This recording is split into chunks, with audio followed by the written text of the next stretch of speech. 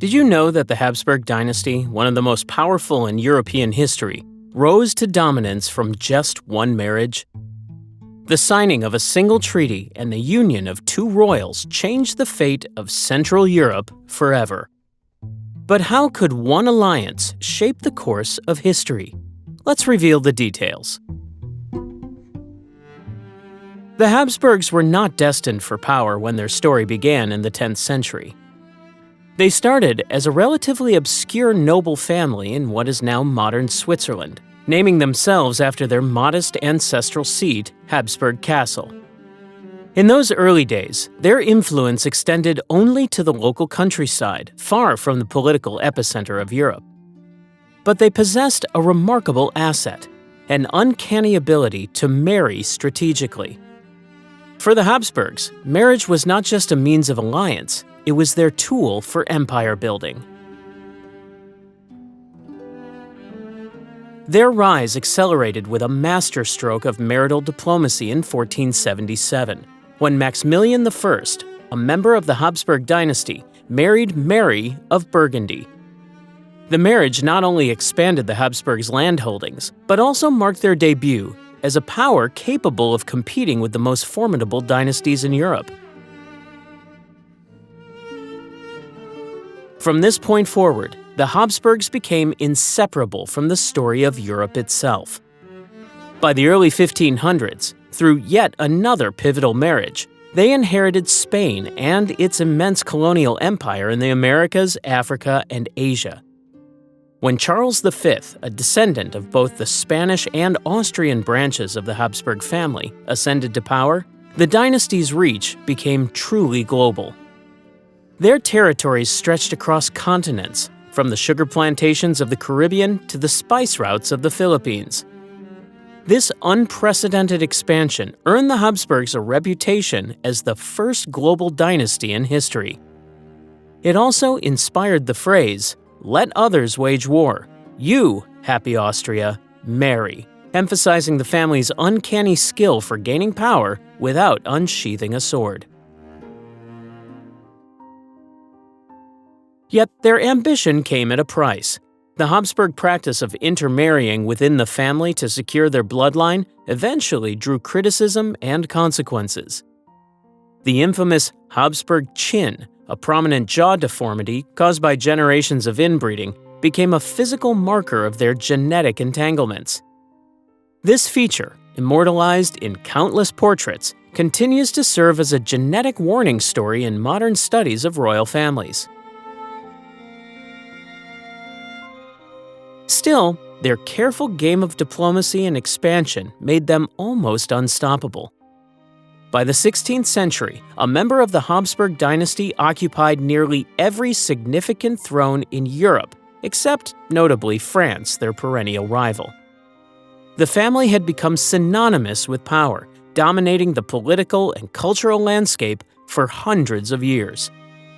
Their influence was so vast that they became an integral part of the very structure of European politics. The Habsburgs' early history set the tone for their 6th century reign, reflecting their unique approach to empire building. While kings and princes across Europe fought wars to expand their domains, the Habsburgs opted to build their empire in drawing rooms through treaties and betrothals. Their extraordinary adaptability allowed them to grow from local nobles to rulers of one of the most enduring dynasties in history. It was an ascent built not on battlefields, but on paper, ink, and one shrewd match at a time. From 1438 to 1806, the Habsburg family dominated the Holy Roman Empire, holding the imperial title almost continuously for centuries. Rather than relying on centralized power, the Habsburgs skillfully navigated the empire's fragmented structure to consolidate their long-term influence. They made the position of Holy Roman Emperor synonymous with their family name, a feat of both political cunning and social engineering. Unlike a unified kingdom, the Holy Roman Empire was made up of hundreds of semi-autonomous duchies, principalities, and bishoprics, all with their own leaders and complex interests, The Habsburgs, through a delicate mixture of diplomacy, marriages, and alliances, managed to not only stabilize their hold on the imperial crown, but also elevate their authority above rivals who frequently challenged them. One of the most extraordinary Habsburg emperors was Charles V, who began his reign in 1519. Charles was no ordinary monarch. His lands stretched farther than any other European ruler since Charlemagne. He inherited Spain, the Habsburg territories in Austria, and the Netherlands, along with the vast Spanish colonial empire that spanned the Americas and parts of Asia.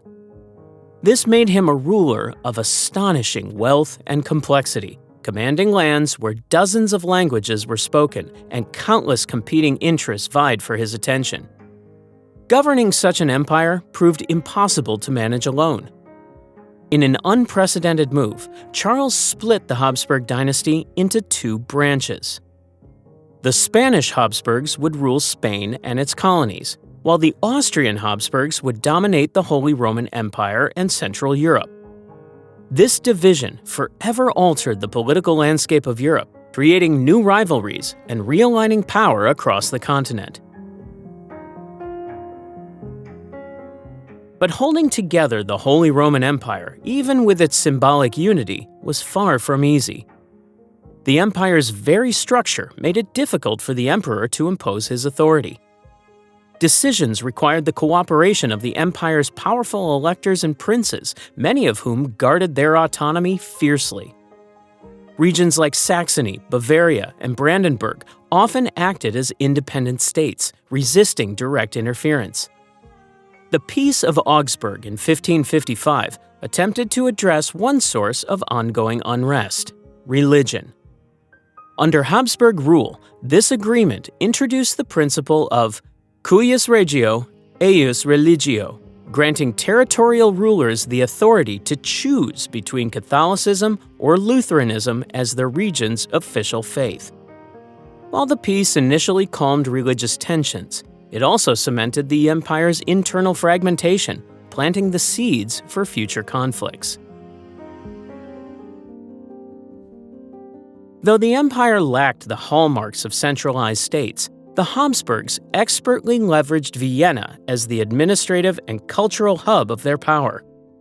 Over time, Vienna became a bastion of Catholicism, cementing the Habsburgs' reputation as defenders of the faith and protectors of Christendom. This image was especially significant as Protestant Reformation spread across Europe, threatening Catholic hegemony. By aligning themselves closely with the Catholic faith, the Habsburgs gained powerful allies in Rome, but alienated many Protestant territories within the empire. The symbolic weight of the Holy Roman Empire became a critical part of the Habsburgs' global branding. Even though the empire was mocked by its critics like Voltaire as neither holy nor Roman nor an empire, the Habsburgs turned this loose confederation of lands into a near-permanent platform for their ambitions. Their political longevity owed much to subtlety and pragmatism. Rather than exert brute force, they excelled at creating a framework where their influence could thrive despite the empire's disunity. Throughout this period, one of the Habsburgs' greatest successes was their ability to maintain their position in a fiercely competitive Europe. Other royal dynasties rose and fell, consumed by wars or internal strife, but the Habsburgs adapted to challenges with unrelenting tenacity. Their long-standing association with the Holy Roman Empire created a legacy in which their name became synonymous with European politics itself. Even as the empire faced mounting pressures from reform movements and growing nationalism, the Habsburgs remained at its center, steering their family's fortunes over turbulent centuries. In the centuries-long struggle for dominance between the Habsburgs and the Ottoman Empire, the frontier of Central and Southeastern Europe became one of the most contested regions of the early modern period. The rivalry was more than just territorial. It was a clash of empires representing different worlds: Christian Europe versus the Islamic Ottoman state. This adversarial dynamic shaped how both partners saw themselves and how Europe defined its eastern boundaries. The fall of Constantinople to the Ottomans in 1453 sent shockwaves through Christian Europe. As the Ottomans surged through the Balkans, they brought nearly the entire region under their control. This expansion pushed their frontier to the Habsburgs' doorstep, turning Hungary and its surrounding territories into the critical buffer zone. For the Habsburgs, the encroachment threatened both their dynastic ambitions and their self-identity as protectors of Christendom. The stakes were religious as well as political, framing their relationship with the Ottomans as a holy struggle. The First Siege of Vienna in 1529 symbolized just how formidable this Ottoman threat was. Led by Suleiman the Magnificent, the Ottomans marched on the Habsburg capital, bringing tens of thousands of soldiers and the might of an expanding empire. Their failure to capture Vienna marked a significant moment for the Habsburgs, though it was a narrow escape. This siege underscored the fragility of their position. Without natural barriers, Vienna seemed perpetually vulnerable to the Ottomans, forcing the Habsburgs into a defensive posture that would last for generations.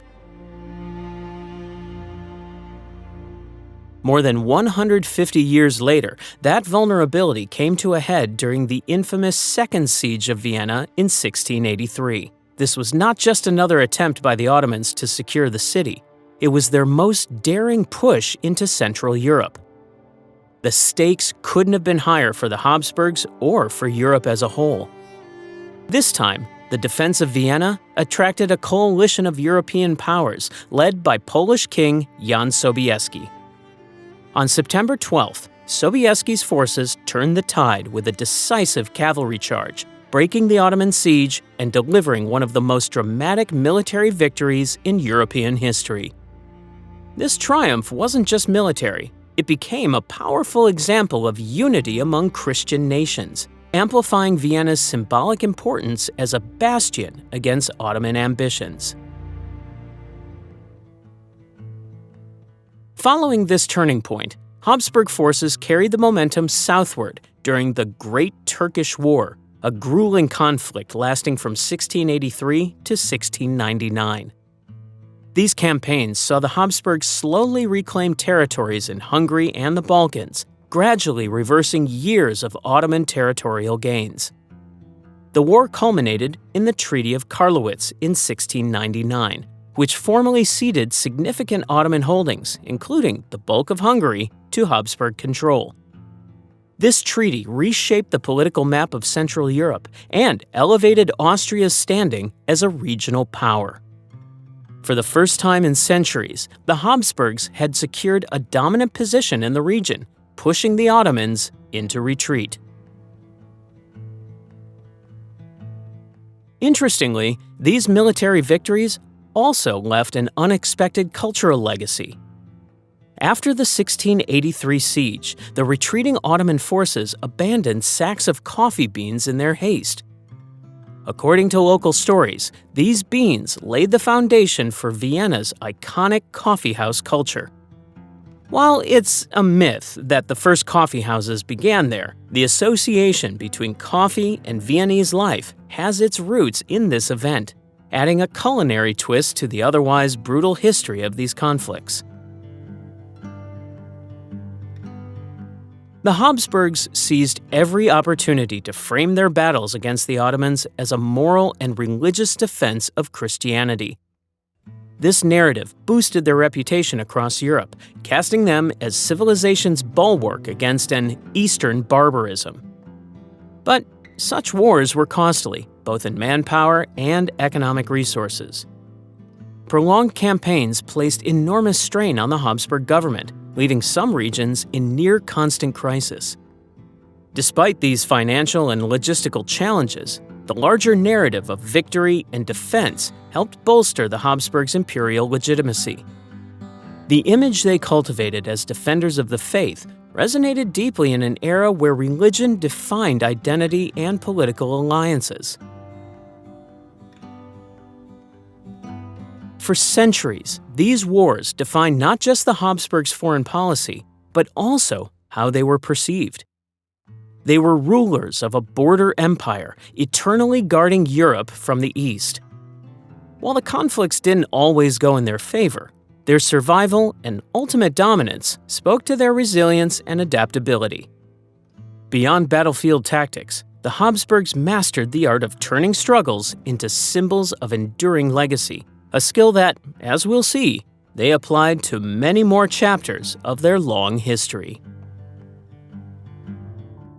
The 30 Years' War, lasting from 1618 to 1648, began as a local feud within the Holy Roman Empire, but soon evolved into a massive conflict engulfing much of Europe. At its core, it was a clash of religious ideologies, Catholicism and Protestantism. But its sweep became far more political as various powers sought to weaken the Habsburgs and strengthen their own influence. For Central Europe, particularly the German-speaking heartlands of the empire, the war became nothing short of a catastrophic experience. It all began with a dramatic and almost darkly comedic event known as the Defenestration of Prague in 1618. Inside Prague Castle, Protestant nobles confronted two Catholic envoys representing Habsburg Emperor Ferdinand II. Tensions boiled over, and the Protestant leaders physically hurled the envoys out of the castle window. Astonishingly, the two men survived the 70-foot fall, depending on who tells the story, either due to divine intervention or a fortunate landing in a dung heap. Regardless, the incident symbolized the explosive breakdown in religious coexistence under Habsburg rule. It triggered a rebellion in Bohemia that soon sparked wider unrest across the Holy Roman Empire. Ferdinand II, a staunch Catholic, took the rebellion as a direct challenge to his authority and launched a campaign to reassert Catholic dominance in the empire. Early on, the Habsburgs saw significant victories, particularly in the 1620 Battle of White Mountain, where Ferdinand's forces crushed the Protestant forces in Bohemia. This battle not only brought Bohemia back under Habsburg control, but also marked the beginning of widespread crackdowns on Protestant leaders and their followers. However, this apparent success soon unraveled as the conflict expanded. Protestant states in the empire saw Ferdinand's actions not just as a religious crusade, but as an assault on their autonomy. External powers seized the opportunity to intervene, not out of religious solidarity, but to weaken the Habsburg grip on Europe. Protestant Sweden, led by King Gustavus Adolphus, entered the war in 1630, bringing with it an exceptionally disciplined military force and innovative battlefield strategies. But even more surprising was the involvement of Catholic France, which allied with Protestant Sweden despite their religious differences. For France, led by Cardinal Richelieu, the goal was simple: curb Habsburg dominance and gain influence over neighboring territories. This cynical prioritization of politics over religion shifted the war into a struggle for control of Europe rather than purely sectarian violence. As the years passed, the war's destructive power escalated. Central Europe became a battlefield, with armies crisscrossing the empire, looting towns, destroying crops, and leaving famine and disease in their wake. The human cost was staggering. Modern estimates suggest Germany alone lost roughly 20% of its population, with certain areas experiencing losses as high as 50%. Villages were left in ruins, and survivors were often forced into perpetual poverty due to the war's economic toll. The ordeal finally ended with the Peace of Westphalia in 1648, a series of treaties that redefined both European politics and international relations. The agreements enshrined the principle of state sovereignty, affirming that rulers could choose their territory's religion without interference from outside powers. This undermined the traditional authority of the Holy Roman Emperor, a role the Habsburgs had clung to for centuries. While still emperors in name, they effectively lost their ability to impose their will over most of the empire's constituent states. Though the Habsburgs' power in the empire waned after the war, they adapted. Recognizing the increasingly fractured nature of the Holy Roman Empire, they turned their focus toward consolidating power in their hereditary lands, Austria, Bohemia, and Hungary. This shift planted the seeds for the Austrian Empire, which would emerge as their new centerpiece of power in the following century. The 30 Years' War also left a lasting legacy on statecraft. The treaties of Westphalia ended one of the bloodiest conflicts in European history while laying the groundwork for modern diplomacy. The term Westphalian sovereignty still holds weight in discussions of national borders and international politics. For the Habsburgs, it marked both a defeat and a beginning, forcing them to abandon dreams of a unified empire, but encouraging them to build a more centralized, resilient core in the East. In their long history of survival, this recalibration would prove to be one of their most critical. The War of Austrian Succession began in 1740, the moment Emperor Charles VI passed away. He had spent much of his reign planning for this exact scenario, issuing the Pragmatic Sanction, a decree ensuring that his daughter, Maria Theresa, would inherit his lands unchallenged. On paper, it was a masterstroke. Most of Europe's rulers agreed to respect her claim during his lifetime. But the ink had barely dried before rival powers saw an opportunity to take advantage of what they hoped would be a crisis of leadership. The result was an 8-year war that defined Maria Theresa's early reign. The cornerstone of this conflict came from Prussia. Frederick the Great, a shrewd and ambitious young monarch, wasted no time. In December 1740, just 2 months after Charles VI's death, he marched into Silesia, a key Habsburg territory prized for its wealth and natural resources and economic value. Frederick's invasion wasn't just opportunistic. Silesia's strategic position allowed him to test Austria's ability to respond under its new ruler. It was a move that shattered the fragile equilibrium among Europe's powers, drawing in Britain, France, Spain, and the Dutch Republic into an intricate web of alliances and opposing interests. While Prussia consolidated its military grip in the early stages, the conflict soon spiraled into a full-blown war involving much of the continent. For Maria Theresa, the situation could not have been more daunting.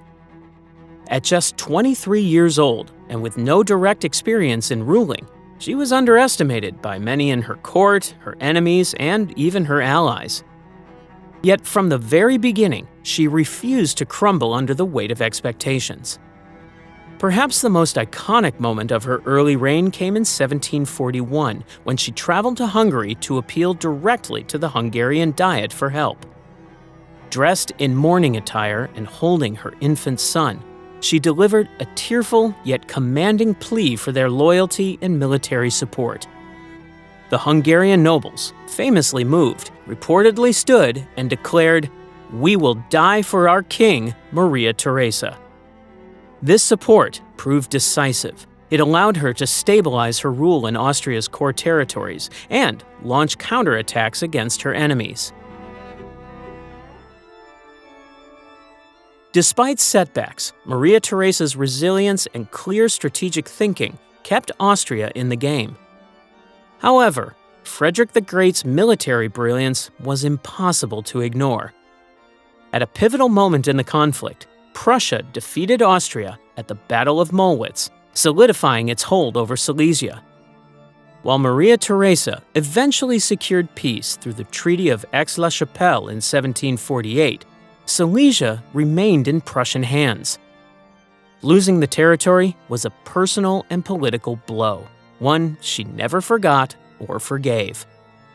Though the treaty ended the immediate hostilities, it resolved little in the long term. Austria and Prussia would continue their rivalry, shaping European politics for decades. Still, the war highlighted more than just Austria's vulnerabilities. It exposed Maria Theresa's extraordinary capabilities as a ruler. In a period dominated by men, she carved a path of reform and modernization that would transform her state in the years to come. After 1748, she overhauled Austria's military, introducing new training methods and improving the efficiency of her forces. She also tackled economic challenges head-on, implementing tax reforms that increased revenue and reduced reliance on outdated feudal systems. Additionally, Maria Theresa diminished the power of the nobility by creating a more centralized administration, which laid the foundation for Austria's emergence as a modernized and bureaucratic state. Maria Theresa's legacy extends far beyond Silesia and the battlefield. She was not only the Habsburgs' first and only female ruler, but also one of the dynasty's most iconic figures. Her far-reaching reforms shaped Austria for generations, and her personal life intertwined with history in fascinating ways.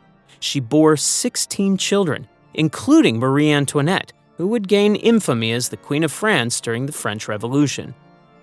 Yet, above all, her rule symbolizes the resilience of the Habsburg monarchy at a moment when it easily could have faltered.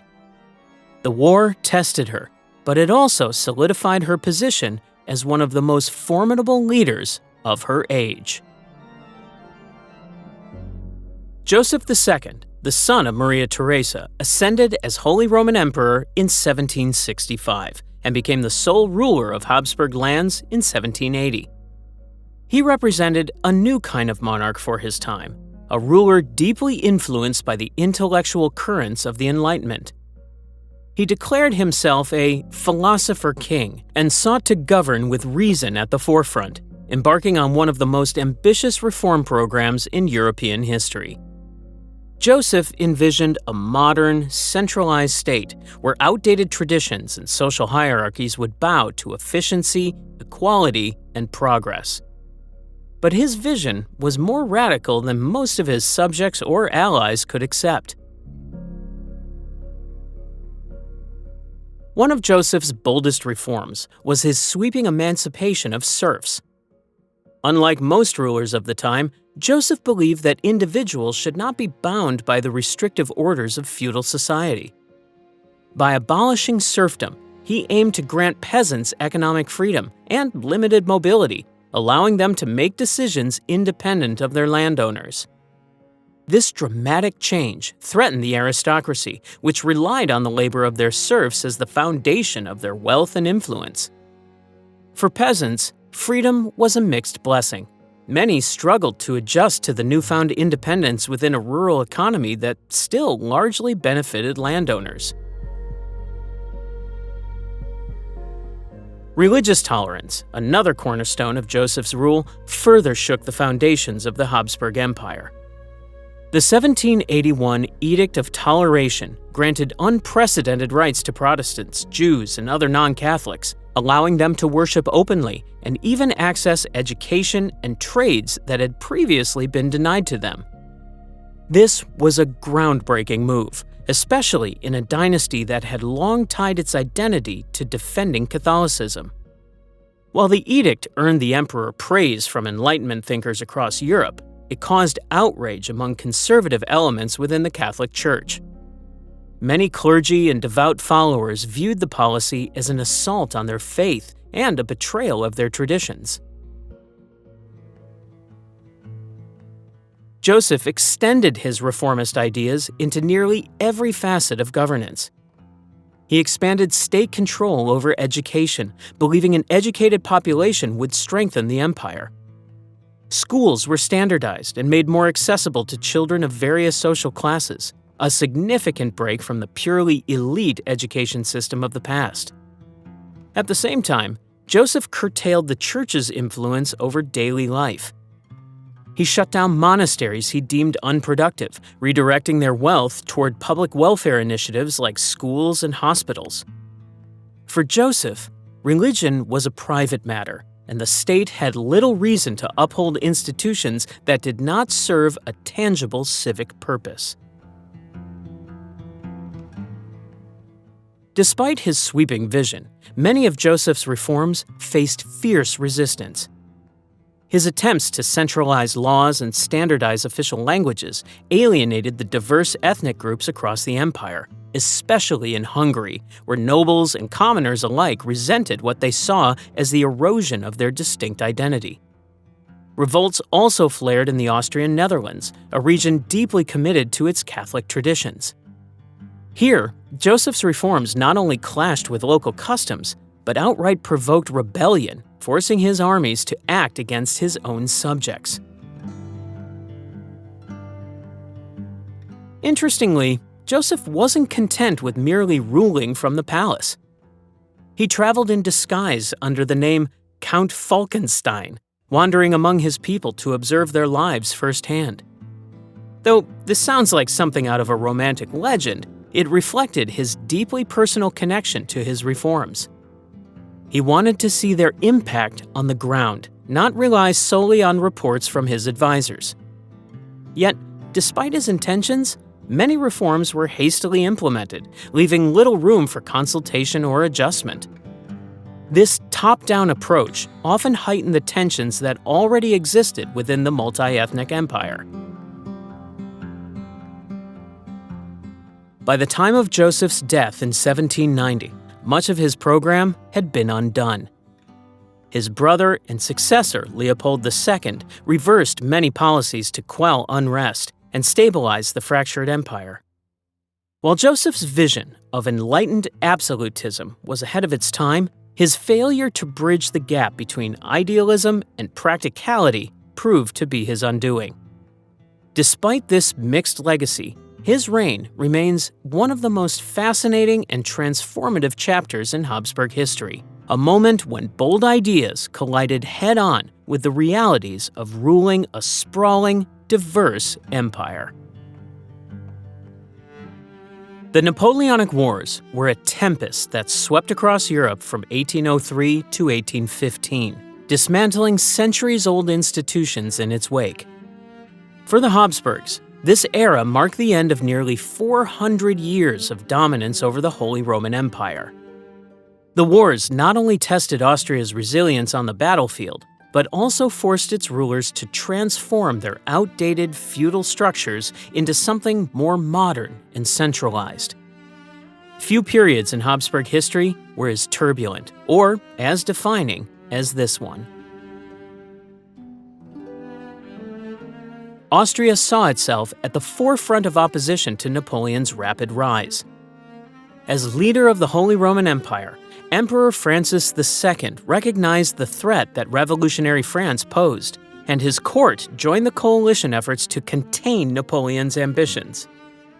But early Austrian efforts to stop the French juggernaut ended in disaster.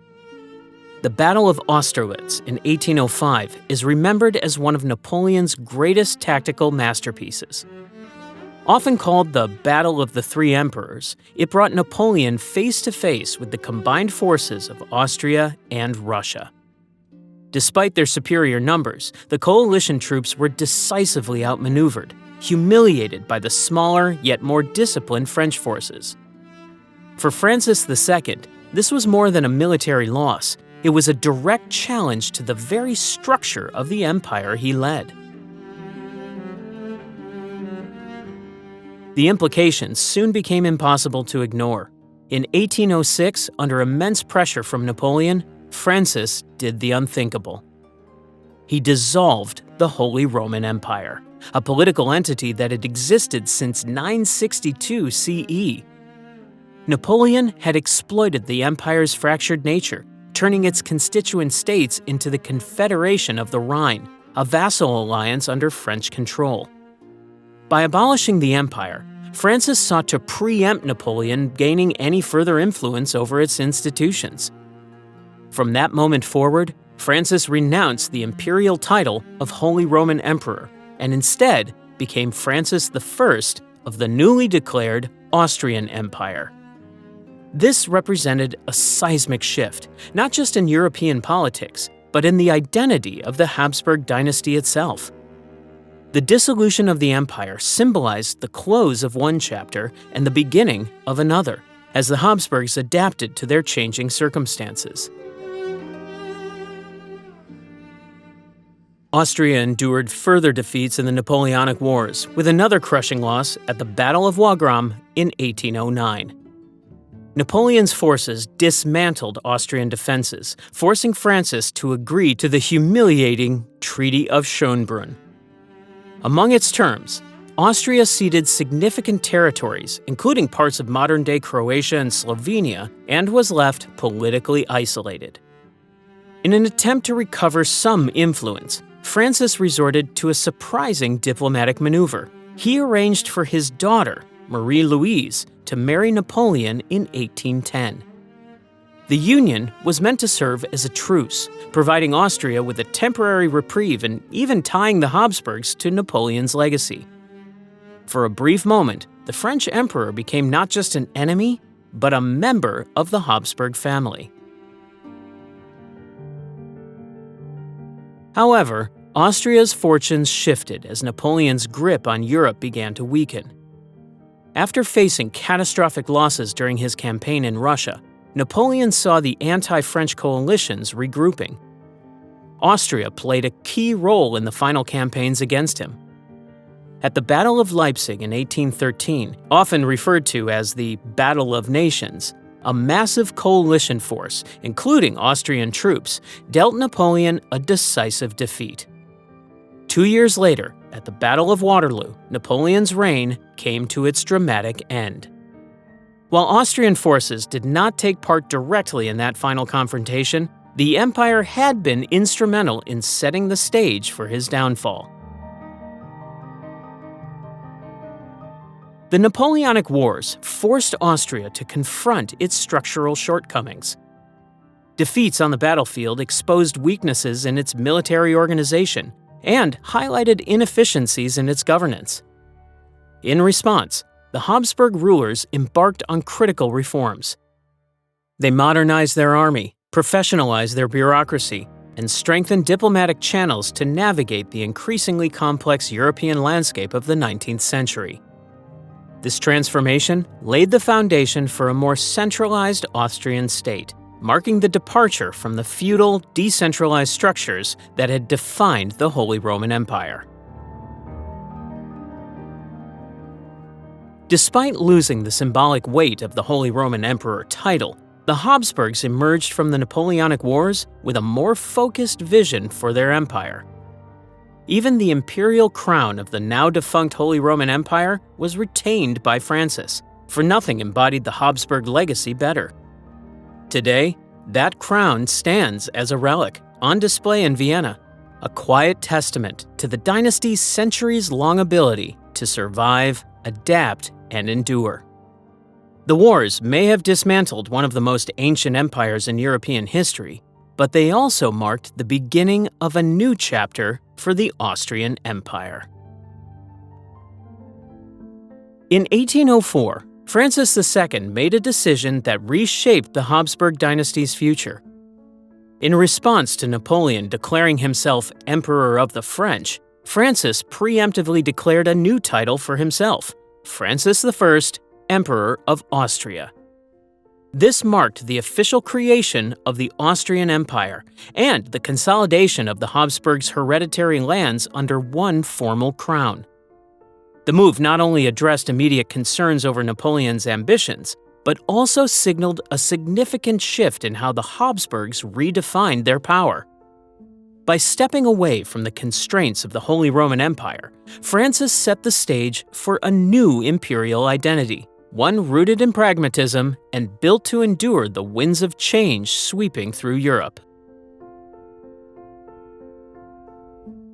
This newly formed Austrian Empire brought together a vast collection of territories, including Austria, Bohemia, Hungary, and smaller regions spanning Central and Southeastern Europe. For the first time, these lands were unified under a single imperial structure, rather than being loosely tied together by the increasingly outdated institutions of the Holy Roman Empire. Unlike its predecessors, which was decentralized and largely symbolic, the Austrian Empire aimed to consolidate power. By centralizing administration and creating more uniform institutions, Francis hoped to strengthen imperial authority. However, the challenge of governing a multi-ethnic and multilingual realm remained. From Hungarians to Croats to Czechs, the population of this new empire was remarkably diverse, and balancing regional demands with a centralized vision would test the Habsburgs continually. Interestingly, the Austrian Empire technically existed alongside the Holy Roman Empire for 2 years. Between 1804 and 1806, Francis held both titles, an unusual but deliberate arrangement. While the titles overlapped, they had distinct purposes. The Holy Roman Empire, by this point, was a fragmented relic of the medieval world, nominally powerful but practically weak. In contrast, the Austrian Empire represented something Francis could truly control. When the Holy Roman Empire was dissolved in 1806 under pressure from Napoleon, Francis's earlier declaration of the Austrian Empire preserved the Habsburg status and authority in a rapidly changing Europe.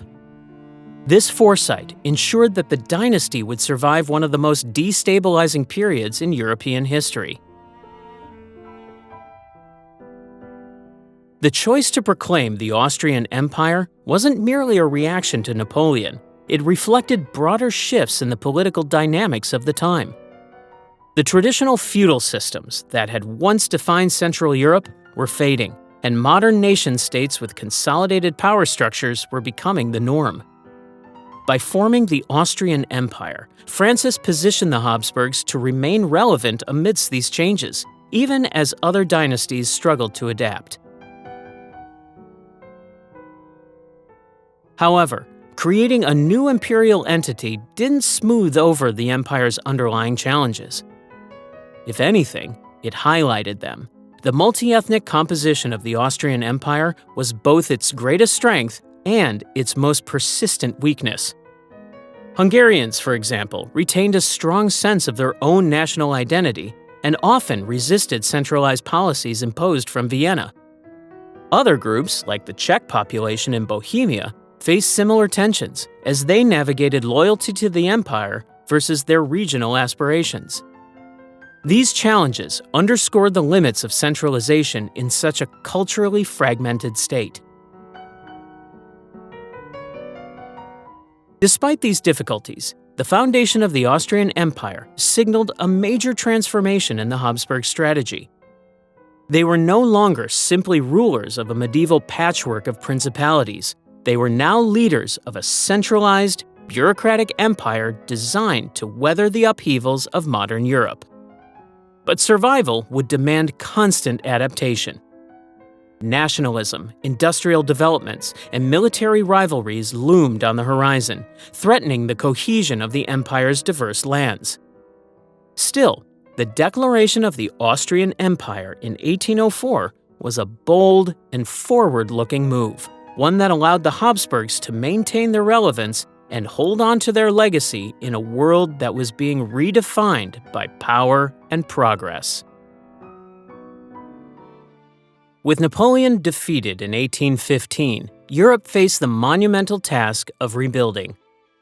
The Congress of Vienna, led by representatives of the great powers, was convened to restore order after years of revolutionary chaos and warfare. At the heart of these efforts was Austria, with its chancellor, Prince Clemens von Metternich, emerging as a dominant force in shaping the post-Napoleonic world. Metternich's vision for Europe was grounded in conservative principles, restoring monarchy, maintaining the balance of power, and stifling the liberal and nationalist movements that had been unleashed by the French Revolution. For Austria, and for Metternich particularly, stability was paramount. The Congress wasn't just a political meeting. It was a grand stage where monarchs and diplomats negotiated the future of Europe. Metternich's goal was to ensure Austria remained central to the new European political order, even after years of costly defeats by Napoleon. Unlike military campaigns that gambled on uncertain outcomes, the Congress relied on Metternich's strong grasp of diplomacy. By emphasizing the principles of legitimacy and monarchy, Metternich advocated for restoring Europe's hereditary rulers and rolling back the revolutionary ideals of liberty and equality. He argued that Europe's stability depended on traditional institutions, and this argument, despite some resistance, largely prevailed. The Congress's achievements reshaped Europe's map. Austria gained new territories, especially in Italy, restoring direct control over Lombardy and Venetia, regions that would provide economic resources and solidify its presence in southern Europe. Austria also emerged as a dominant figure in the newly formed German Confederation, a loose association of German-speaking states that replaced the Holy Roman Empire. While the Confederation offered limited political unity, it allowed Austria to maintain significant influence over its German neighbors, countering the ambitions of its rival, Prussia. One of the Congress's key outcomes was the establishment of the Concert of Europe, a system of collective diplomacy driven by the great powers, Austria, Prussia, Russia, and Britain. The idea was simple. Regular communication and cooperation among the powers would prevent conflict and preserve the new balance of power. Austria, guided by Metternich, excelled in this system. The concert wasn't perfect, but it succeeded in preventing large-scale continental wars for decades, making it one of the most noble attempts at diplomatic cooperation in European history. Metternich's ideology extended beyond maps and treaties. He viewed himself as the guardian of conservative order, a bulwark against the forces of revolution that were simmering throughout Europe. To enforce his vision, Austria became a hub for reactionary policies. Censorship, surveillance, and suppression of dissent were tools Metternich wielded with precision. Secret police monitored political activity, while outspoken critics faced imprisonment or exile. The so-called Metternich system attempted to stifle revolutionary sparks before they could ignite. However, this came at a price. Nationalist and liberal movements didn't disappear. They were simply pushed underground, where they festered and grew stronger. The Congress also saw the formulation of the Holy Alliance, spearheaded by Russia and endorsed by Austria and Prussia. This loose agreement aimed to promote Christian values and support monarchies across Europe. Although the alliance was more of a public gesture than an effective policy, it underscored Austria's commitment to conservative ideals. Metternich's Austria became the moral leader of Europe's reactionary forces, even as whispers of rebellion began growing louder in the empire's own lands. The Congress of Vienna was more than just a peace treaty. It was an experiment in diplomacy and the management of power. It introduced innovations like standardized time protocols for negotiations, creating the framework for modern international summits. Austria's position as a great power was preserved not through war, but through shrewd statecraft. The stability wrought by the Congress postponed major continental conflict, but beneath the surface, the tensions that would later define European revolutions were already brewing. For Austria, the Congress preserved an empire, but left a legacy of repression and resistance that would echo for generations. In 1848, a revolutionary wave surged across Europe, disrupting old powers and energizing new ideas. At the center of this upheaval was the Austrian Empire, ruled by the aging Chancellor Clemens von Metternich, whose strict conservative policies symbolized resistance against change. In Vienna, cries for reform grew louder as liberals demanded press freedoms, constitutional governance, and an end to censorship. On March 13th, protests turned to riots, filling the streets with students, workers, and the urban middle class. As crowds pushed against government forces, Metternich, long a symbol of reactionary strength, fled to England under cover of night. His departure marked the collapse of the carefully maintained conservative order he had upheld since the Congress of Vienna. But Vienna was just the beginning. Nationalist fervor spread like wildfire to the empire's outer provinces. In Hungary, the drive for autonomy was led by Lajos Kossuth, a charismatic lawyer and journalist whose speeches ignited hope for a free, independent Hungarian nation. On March 15th, Kossuth declared a series of demands known as the 12 Points, calling for civil liberties, an independent government, and the unification of Hungary with its ethnic territories. These demands culminated in an outright declaration of independence. Fueling the movement further, the newly formed Hungarian National Guard began to mobilize, threatening the long-standing unity of Habsburg rule. Elsewhere, similar unrest took root. In Bohemia, Czech nationalists assembled in Prague to push for greater political representation and cultural recognition within the empire. The northern Italian territories of Lombardy and Venetia also erupted, inspired by the growing dream of Italian unification. To the Habsburgs, these simultaneous uprisings posed an existential threat that stretched the imperial army thin. While Austrian officials wrestled with reformist concessions in Vienna, their forces scrambled to suppress rebellions as far afield as Milan and Prague. Hungary, however, presented the most urgent dilemma. The Hungarian Diet, under Kossuth's influence, had passed a series of bold reforms, including the abolition of serfdom. Inspired by success, Kossuth raised a makeshift nationalist army, turning reform into armed defiance. Vienna's initial attempts to crush this rebellion failed, as Hungarian forces gained early victories. Facing mounting pressure, the Habsburg monarchy had no choice but to seek external help. They turned to Russia, whose Tsar Nicholas I was eager to remind Europe that revolution would not be tolerated. In the summer of 1849, a vast Russian force of 140,000 soldiers crossed into Hungarian territory, marking one of the most massive military actions of the age. Together with Austrian troops, the Allied forces crushed the Hungarian resistance, bringing the rebellion to a brutal end by August. Despite these victories, the cost to Austria's stability was immense. The revolutions of 1848 revealed irreparable cracks in the empire.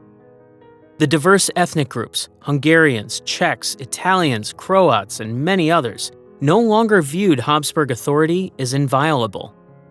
Each group's demands had exposed the challenge of ruling a multi-ethnic empire in an age of awakening to the concepts of nationalism and self-determination.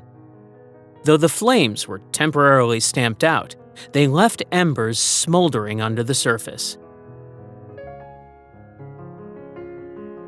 In the aftermath of 1848, the young Emperor Franz Joseph I ascended the throne, replacing his uncle Ferdinand.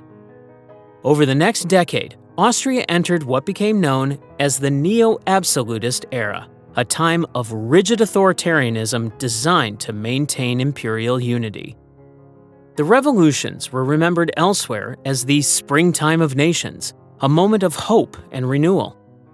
But in Austria, it was a chilling lesson in the cost of disunity. While the monarchy survived, the events of 1848 signaled that the forces of nationalism and liberal reform could not be suppressed indefinitely. Austria had won the battle, but the war to preserve the empire's cohesion was far from over. In 1866, the long-standing rivalry between Austria and Prussia for dominance over the German-speaking world reached its breaking point. Tensions between the two powers had simmered for years, but their partnership in jointly managing the duchies of Schleswig and Holstein, seized from Denmark in the Second Schleswig War, gave Prussia's Chancellor Otto von Bismarck the perfect opportunity to provoke conflict. Bismarck, a strategic mastermind, played his cards carefully, framing Austria as an obstacle to German unity and engineering disputes over how the territories should be governed. These tensions escalated quickly into open war. The Austro-Prussian War, later known as the 7 Weeks' War, began in June 1866. While Austria commanded a larger, more traditionally structured army, Prussia had a distinct technological and organizational edge. In the years prior, Prussia had implemented sweeping military reforms, including new breech-loading rifles that allowed soldiers to fire much faster than Austrian troops armed with older technology. Beyond weaponry, Prussia's strategic use of railways to rapidly deploy and maneuver troops ensured their forces could strike with decisive speed. The contrast between modern Prussian innovation and Austria's outdated methods would define the war. The culminating moment came on July 3, 1866, at the Battle of Königgrätz, also known as the Battle of Sarajevo. Here, the Austrian forces, though numerically strong, found themselves outflanked and overwhelmed by Prussia's superior tactics and coordination. Despite their efforts to hold the line, Austrian troops were forced to retreat, leaving behind tens of thousands of casualties.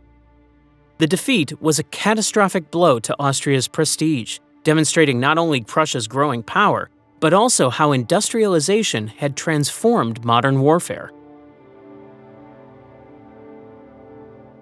In the aftermath of Königgrätz, Austria had little choice but to sue for peace.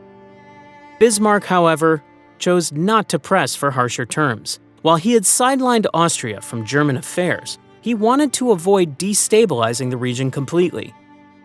A weakened Austria risked drawing other European powers like France or Russia into the conflict, a prospect Bismarck knew could undermine his long-term vision for Prussian dominance. Therefore, he focused his demands on reorganizing the German-speaking world to Prussia's advantage without dismantling Austria itself. The Treaty of Prague, signed later that year, officially excluded Austria from the German Confederation. In its place, Prussia formed the North German Confederation, a coalition of northern German states that aligned politically and militarily under Prussian leadership. This marked a decisive turning point in Central European power dynamics. Austria's influence in German affairs, which had stretched back hundreds of years as part of the Holy Roman Empire, was effectively over. Prussia now stood unchallenged as the leader of the German-speaking world, setting the stage for the eventual unification of Germany under Kaiser Wilhelm I in 1871. For Austria, the ramifications stretched beyond foreign policy. At home, the outcome of the war amplified existing pressures for reform. Hungary, in particular, seized on the empire's weakened position to renew its demands for autonomy. For years, Hungarian leaders had opposed Austria's centralized rule, and the defeat at Königgrätz left Vienna with less leverage to resist their calls. This internal discontent would culminate in 1867 with the Austro-Hungarian Compromise, fundamentally reshaping the structure of the empire. Instead of one unified state, Austria became a dual monarchy, sharing power with Hungary in an arrangement that allowed both regions to govern themselves domestically while remaining united for foreign policy and defense. The Austro-Prussian War signaled the end of an era for Austria. No longer a key figure in the German-speaking sphere, it was forced to pivot east and south, focusing its ambitions on consolidating its increasingly fragile multi-ethnic empire. While Bismarck celebrated Prussia's victory as a step toward German unification, for Austria, the war exposed its vulnerabilities. It was no longer the dominant force it had once been, but rather a multinational empire trying to hold itself together in an age of growing nationalism. By 1867, the Austrian Empire stood at a critical crossroads.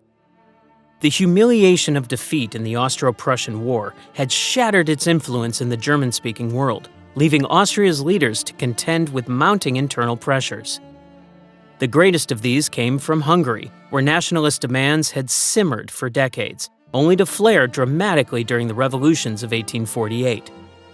After years of resistance, the Habsburg monarchy could no longer impose centralized rule without risking further upheaval.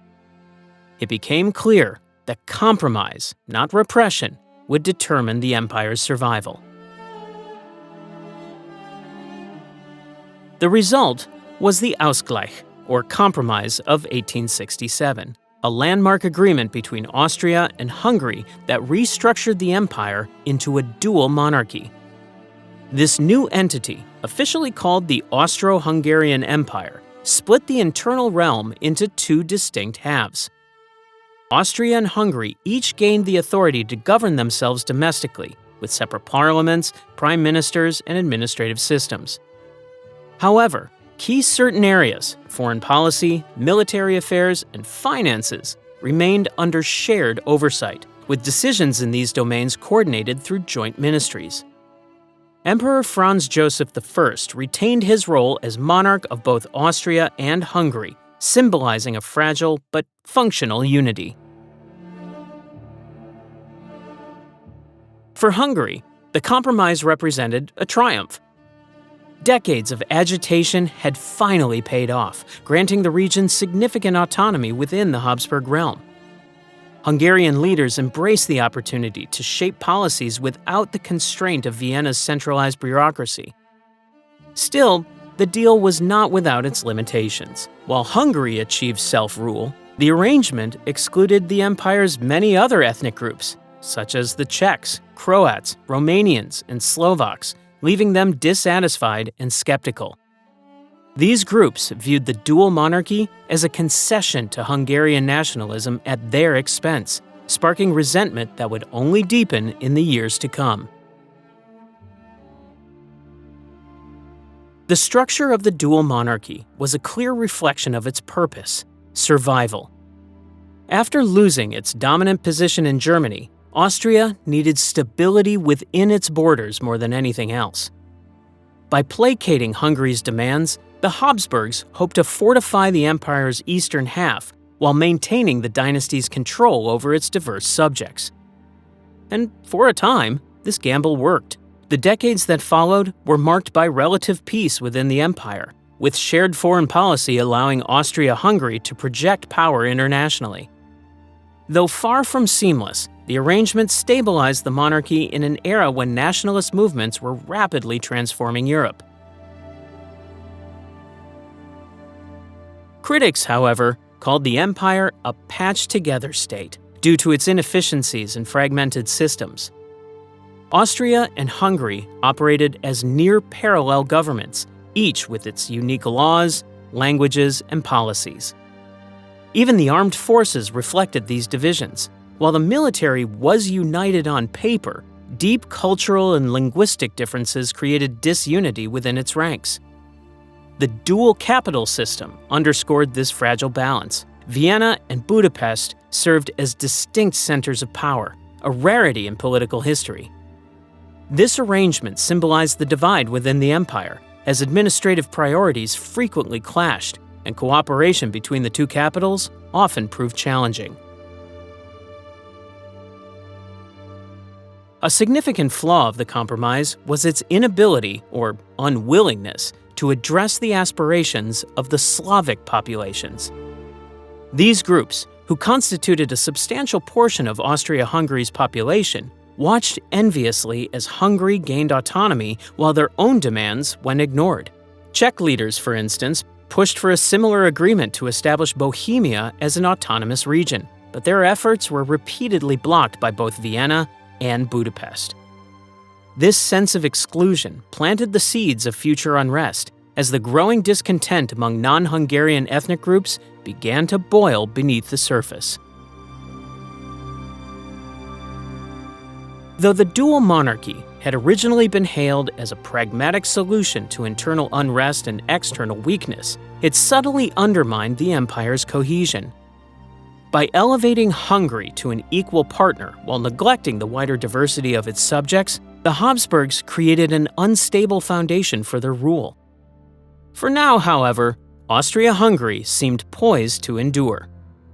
Despite its imperfections, the Compromise of 1867 redefined imperial governance, offering the promise of coexistence in an era dominated by the forces of nationalism. Yet, as the 20th century approached, the cracks beneath the surface were growing impossible to ignore.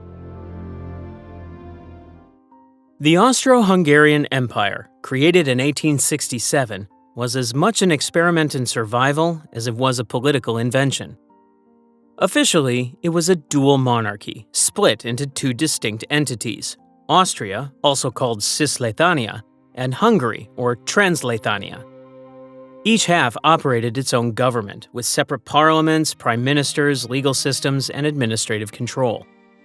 Despite this division, the two remained tethered by a shared monarch, Franz Joseph I, who ruled as Emperor of Austria and King of Hungary. To maintain at least some semblance of unity, foreign policy, military affairs, and certain financial matters were managed jointly, coordinated through ministries seated in Vienna. This balancing act created a state that was both united and divided, a paradox that reflected the empire's challenges in governing an immensely diverse population. Within Austria, the population included a vast mosaic of ethnic groups: Czechs, Poles, Ukrainians, Italians, and Slovenes, just to name a few. Hungary's sphere of influence stretched over Slovaks, Croats, Serbs, Romanians, and others. This diversity presented unrelenting challenges. Though nominally included as subjects of the empire, many of these groups had little voice in governance, as political power remained tightly concentrated in the hands of German-speaking Austrians and ethnic Hungarians, or Magyars. Together, these two groups dominated decision-making, leaving the other nationalities marginalized. While some concessions were made, Czechs were allowed a degree of cultural autonomy, for example, broad dissatisfaction brewed beneath the empire's surface. Hungary, in particular, ruled its subject peoples with an iron hand, implementing policies of Magyarization that sought to suppress local languages and cultural identities. One of the more striking features of the dual monarchy's design was its modern use of institutions. Railways expanded rapidly across the empire, connecting cities like Vienna, Budapest, Prague, and Krakow, and facilitating trade and communication. The empire also established an effective civil service, which helped to organize its vast bureaucracy. Legal systems became codified, streamlining what had been a fragmented patchwork of medieval laws into something resembling a modern judiciary. Yet despite these advancements, political gridlock plagued both halves of the monarchy. Austria's parliament often found itself paralyzed by disputes between the German and Czech representatives, while Hungary's legislature was heavily focused on maintaining Magyar dominance over the other ethnic groups. Language became a contentious issue as well. In Austria, government business was conducted primarily in German, while disputes over linguistic rights in Hungary frequently caused political stalemates. Military organization posed another set of challenges. The empire's army was technically unified, but its ranks reflected the same ethnic diversity and divisions as its civilian population. German, Hungarian, and Czech were the three official languages used for military commands, though dozens of additional languages were spoken informally by soldiers in the field. This linguistic patchwork underscored the central paradox of Austria-Hungary. It was an empire reliant on cooperation between its many different peoples, yet plagued by divisions that made true cohesion nearly impossible. Recruitment for the military often neglected regions where public loyalty to the monarchy was weak, creating inconsistencies in the composition of units. Franz Joseph I emerged as a rare unifying figure within this fractured system. His long reign, stretching from 1848 to 1916, provided a sense of continuity for an empire defined more by compromise than by consensus. While he remained central to the empire's identity, Franz Joseph's governance increasingly relied on bureaucratic officials and advisors to steer the ship of state. Secret negotiations and political backchannels became standard tools in preserving order, particularly as nationalist movements across Europe grew louder with each passing decade. Meanwhile, censorship and surveillance were employed to stifle dissent, creating a climate of unease. Despite these efforts to hold the empire together, its structure was far from flawless. Critics derided Austria-Hungary as overly complex and inefficient, pointing to its parallel governments and competing priorities as signs of dysfunction. To many, the dual monarchy symbolized an empire living on borrowed time, delaying inevitable collapse. Still, for half a century, Austria-Hungary managed to avoid significant internal breakage, a testament to the tenuous yet enduring strength of its unique design. But the pressing demands of its diverse population remained unsolved, waiting for the next crisis to pry wider the cracks just beneath the surface. Franz Joseph I holds an extraordinary place in history as one of Europe's longest-reigning monarchs. His reign spanned an incredible 68 years, from 1848 to 1916. During which he became a symbol of endurance and continuity for an empire that faced relentless change and turmoil.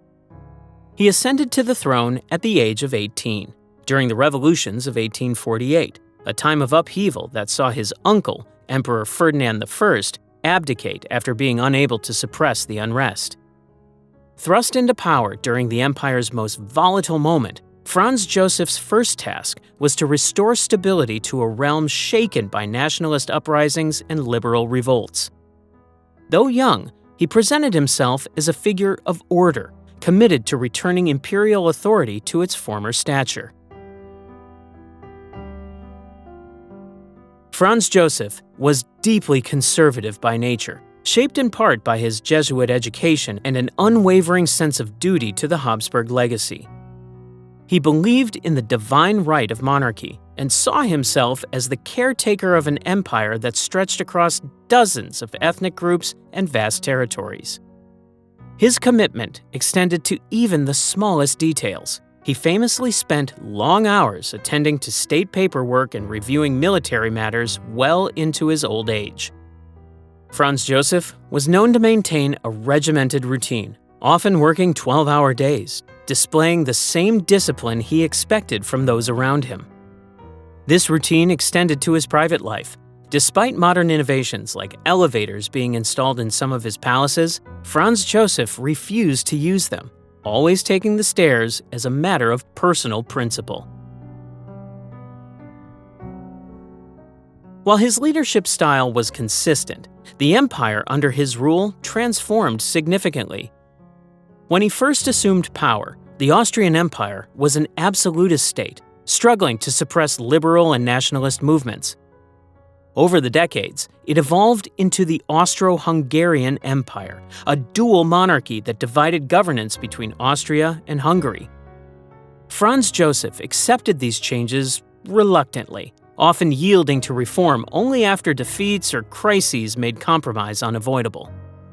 He was no reformer in spirit, but he understood, reluctantly, that some degree of modernization was necessary to maintain the empire's survival. During his reign, Austria-Hungary witnessed significant strides in industrialization, an expanded railway network, and the transformation of Vienna into a cultural and intellectual hub. These advancements gave the empire a facade of progress, though beneath the surface, tensions among its ethnic groups simmered. For all of his discipline and devotion to duty, Franz Joseph's personal life was marked by tragedy. One of the darkest chapters came with the death of his younger brother, Maximilian, who was captured and executed in Mexico after a failed attempt to establish himself as emperor there. Worse still was the loss of his only son, Crown Prince Rudolf, in 1889. Rudolf's mysterious death at the Meierling hunting lodge alongside his mistress, Mary Vetsera, shocked the empire, wiping out Franz Joseph's direct male heir. This was followed by the assassination of his wife, Empress Elizabeth, known fondly as Sisi, in 1898. These personal losses deeply affected him, but he rarely allowed his grief to interfere with his public duties. By the time World War I erupted in 1914, Franz Joseph had become a relic of a bygone age. Having ruled in an era dominated by monarchies, he now presided over a world increasingly shaped by nationalism, war, and democratic ideals. Despite his advancing age, he remained the steady head of state for an empire teetering on the brink of dissolution. When he died in 1916, it marked not only the end of his reign, but also the waning twilight of traditional European monarchies. For decades, Franz Joseph had kept the fragile Austro-Hungarian Empire intact, but his passing left it vulnerable to the forces that would soon tear it apart. His legacy remains intricately tied to the fate of the empire he spent his life trying to preserve.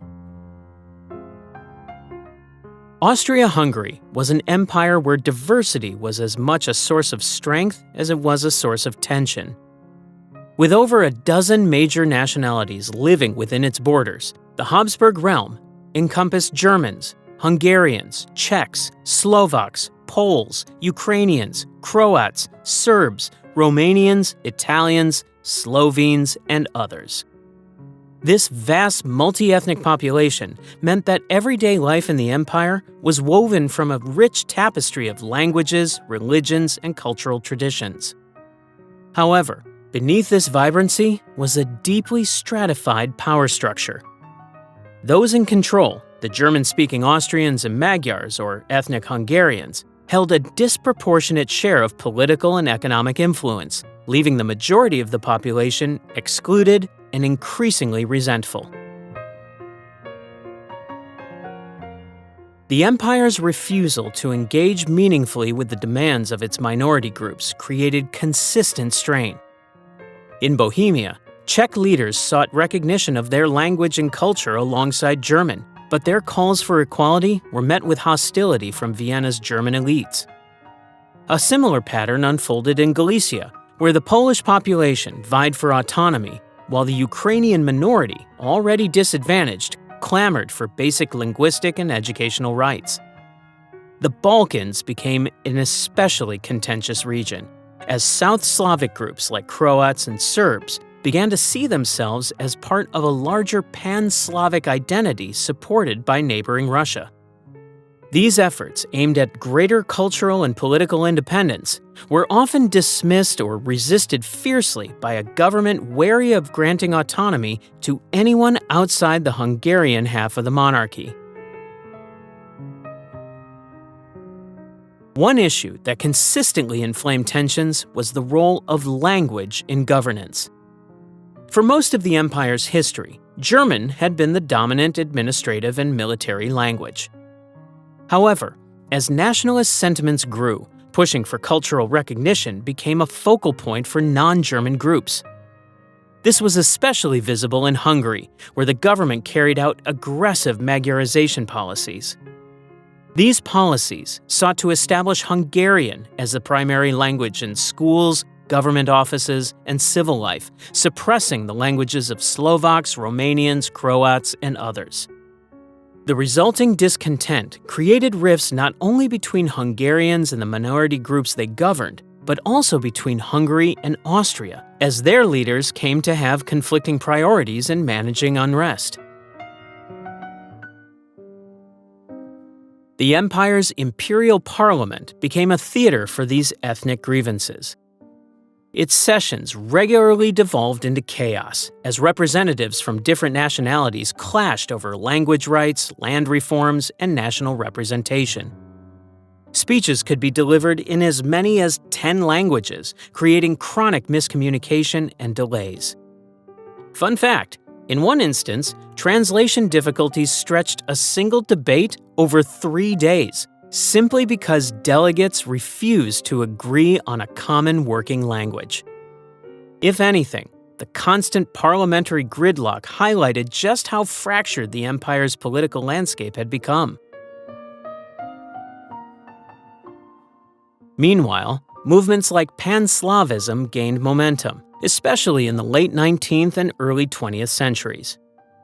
Rooted in shared Slavic identity and culture and bolstered by Russian support, Pan-Slavism believed in uniting Slavic nations under a single banner while resisting domination by Germanic or Hungarian rulers.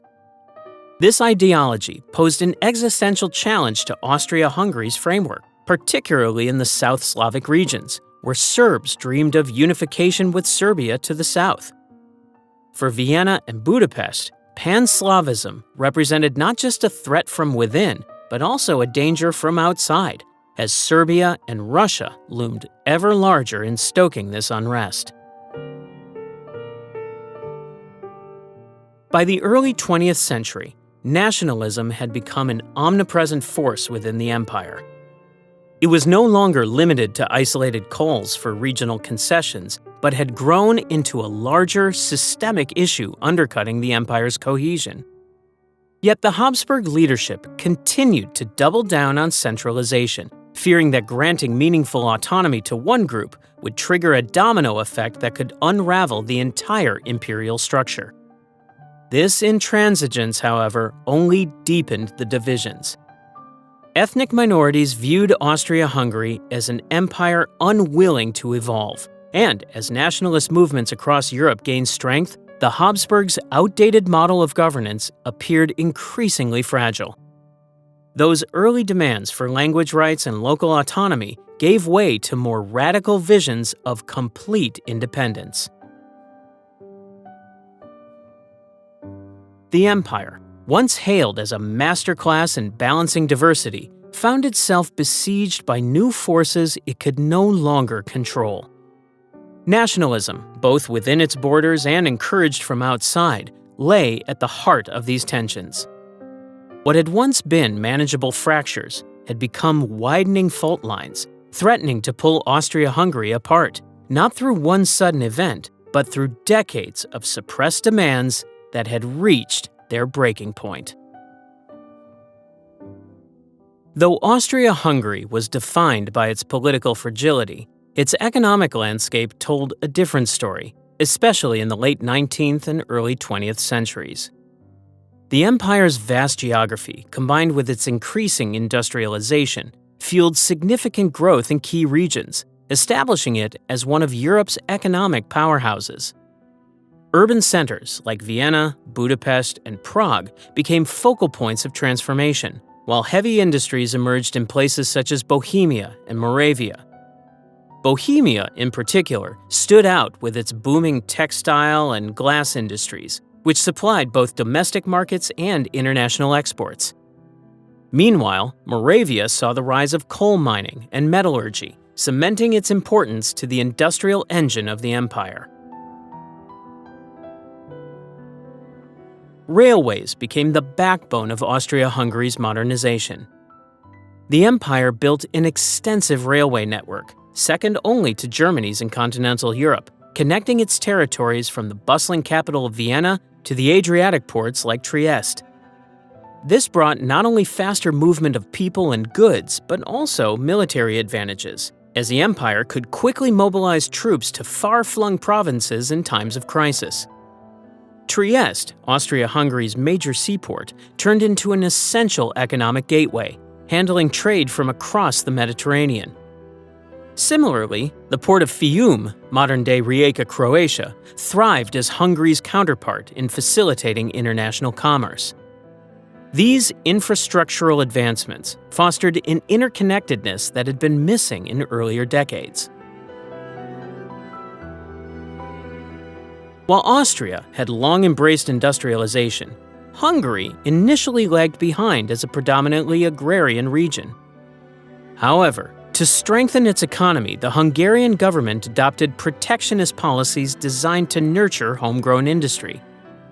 These policies, combined with state-backed investments in infrastructure, helped towns like Budapest and Miskolc industrialize at an impressive pace. Budapest, in particular, blossomed into a financial and cultural center, rivaling Vienna in influence by the turn of the century. Despite this newfound energy, rural areas in Hungary remained agricultural strongholds, where smaller farmers and peasants often struggled to benefit from larger national reforms. Modernization even extended to the field of technology. Austria-Hungary became an unlikely trailblazer, adopting electric trams and telephones earlier than many of its European neighbors. By 1910, the empire produced more electricity than Italy or Russia, showcasing its investment in new infrastructure to support urban development and industry. Vienna, already an iconic cultural capital, thrived under these advancements, with grandeur radiating from its modernized public transport and electrified streets. This technological prowess emphasized how urban areas, particularly in Austria, were reaping the benefits of a growing middle class eager for modern conveniences and economic opportunity.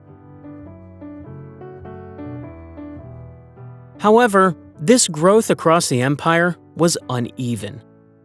The western provinces, Lower Austria, Bohemia, and Moravia, thrived under industrialization, while much of the east stagnated.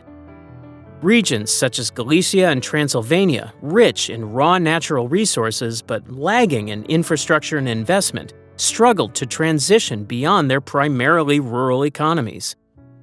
Unemployment and poverty plagued these areas, fostering resentment among their mostly Slavic and Romanian populations, who felt increasingly disconnected from the urban prosperity of Vienna and Budapest. These economic disparities fueled massive emigration. Millions left Austrian Galicia, already one of Europe's poorest regions, for new opportunities in the Americas. Between 1880 and 1910, entire villages in parts of Galicia would empty as families embarked on journeys to escape their dire economic conditions.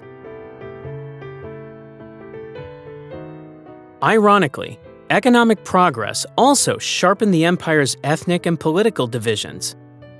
With industrial and financial success concentrated heavily in Austrian and Czech regions, new waves of nationalism emerged as these groups increasingly resented their subordination to overarching imperial structures.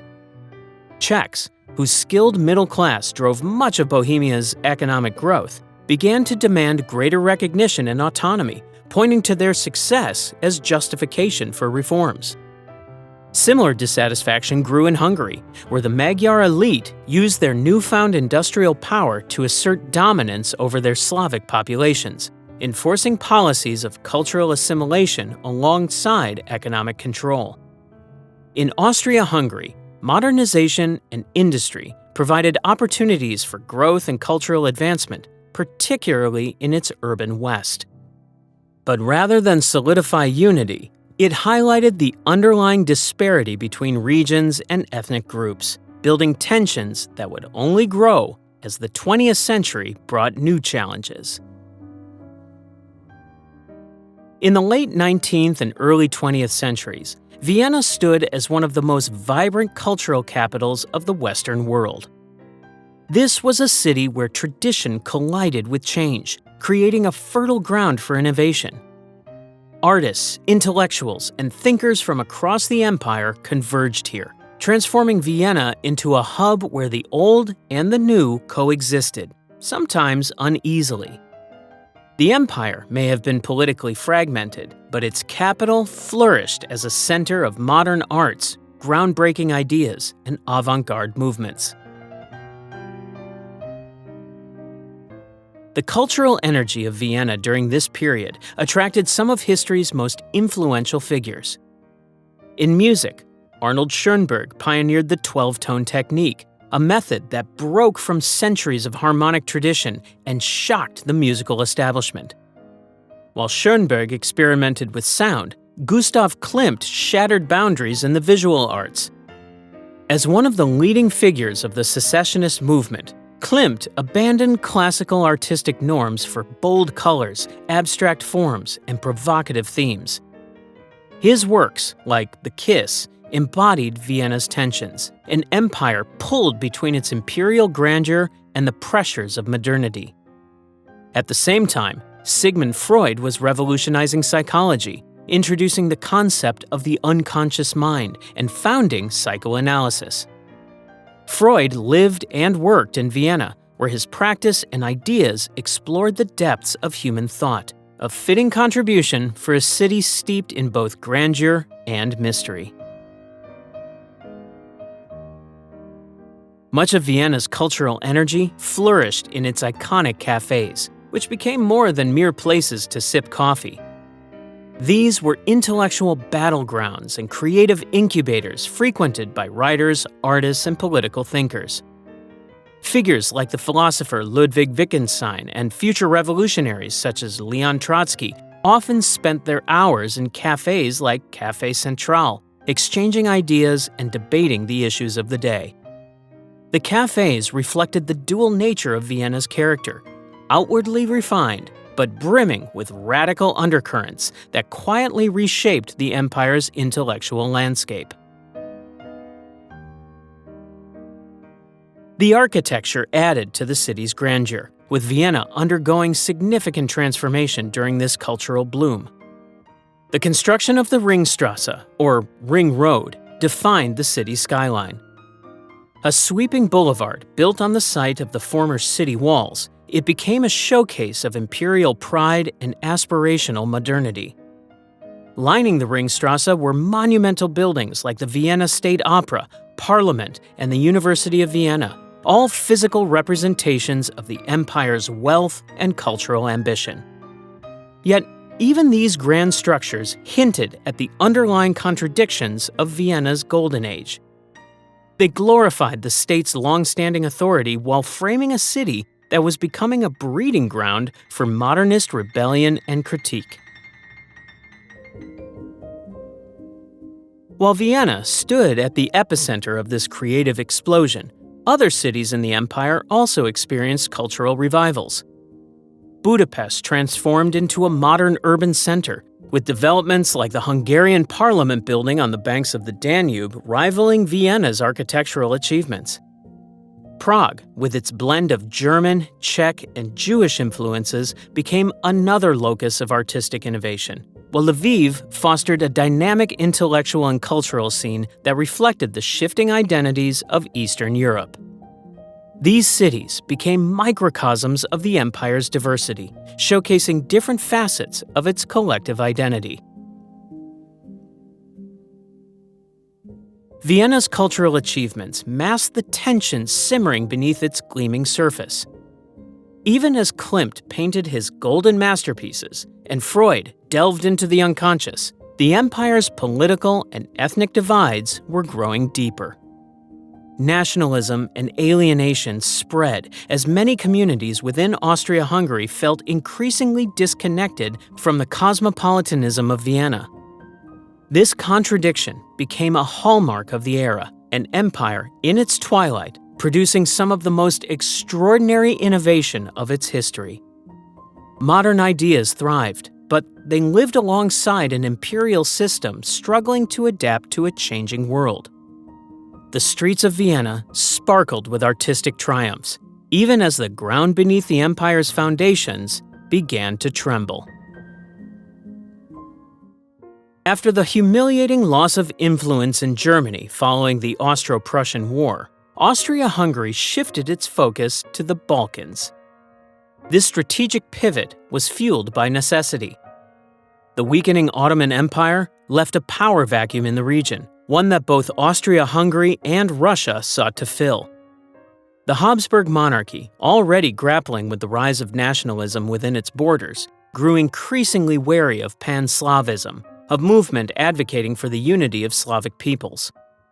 Driven primarily by Russian support, Pan-Slavism directly threatened Austrian authority in its South Slavic territories, such as Croatia, Bosnia, and Dalmatia. Protecting the empire's southern frontier became not just a matter of influence, but one of survival. At the heart of Vienna's growing concern was the realization that their grip on these regions was slipping. In South Slavic areas, nationalist movements gained momentum, often inspired by Serbia, which envisioned itself as the leader of a unified Slavic state. Meanwhile, Russia, casting itself as the protector of Slavic Orthodox Christians, actively encouraged these ambitions, undermining Austria-Hungary's efforts to maintain a status quo. Tensions escalated as Austria-Hungary found itself increasingly entangled in a political chess game with Russia, each side vying for dominance over the ever-volatile Balkans. In 1878, the Congress of Berlin was a pivotal moment in this struggle.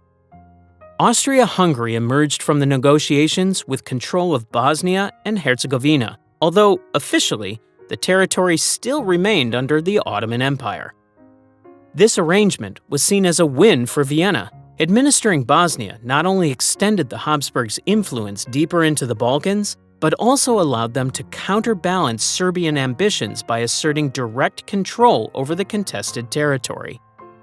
However, beneath this diplomatic victory lay the seeds of future discord. The occupation angered Serbian nationalists, who viewed Bosnia as part of their cultural and traditional heritage. It also created resentment among local Bosnian Muslims, who saw Austro-Hungarian administration as little more than colonial rule. While Vienna portrayed its occupation of Bosnia as a stabilizing force, the reality on the ground was far more complex. Bosnia was a deeply fractured society composed of Orthodox Serbs, Catholic Croats, and Muslim Bosniaks, each with conflicting loyalties and visions for the territory's future. Austrian generals and administrators used detailed ethnographic maps to divide and organize the region, attempting to navigate its complexities with scientific precision.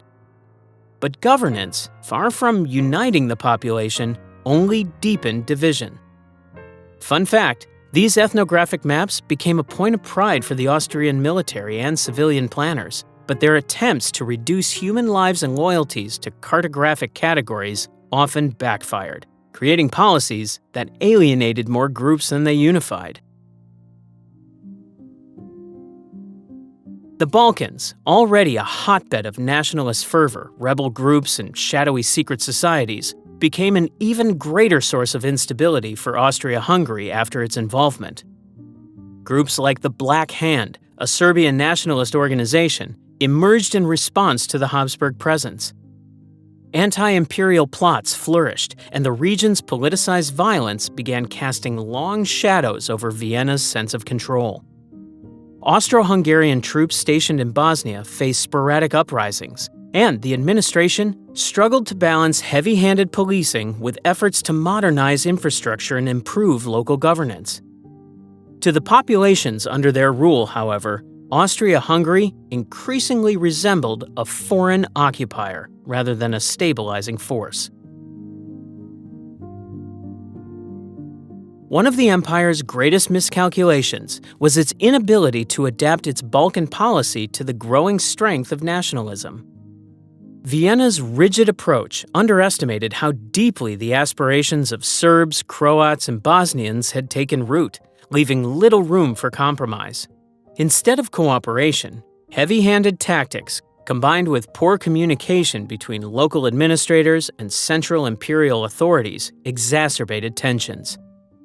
Austro-Hungarian officials were caught in a maddening cycle of trying to subdue nationalist uprisings while simultaneously being drawn further into the region's unstable politics. Austria-Hungary's ambitious push into the Balkans, though diplomatic in intention, ultimately entangled the empire in conflicts it was ill-equipped to handle. Rather than securing its southern borders, its Balkan policy inflamed the very tensions it sought to contain.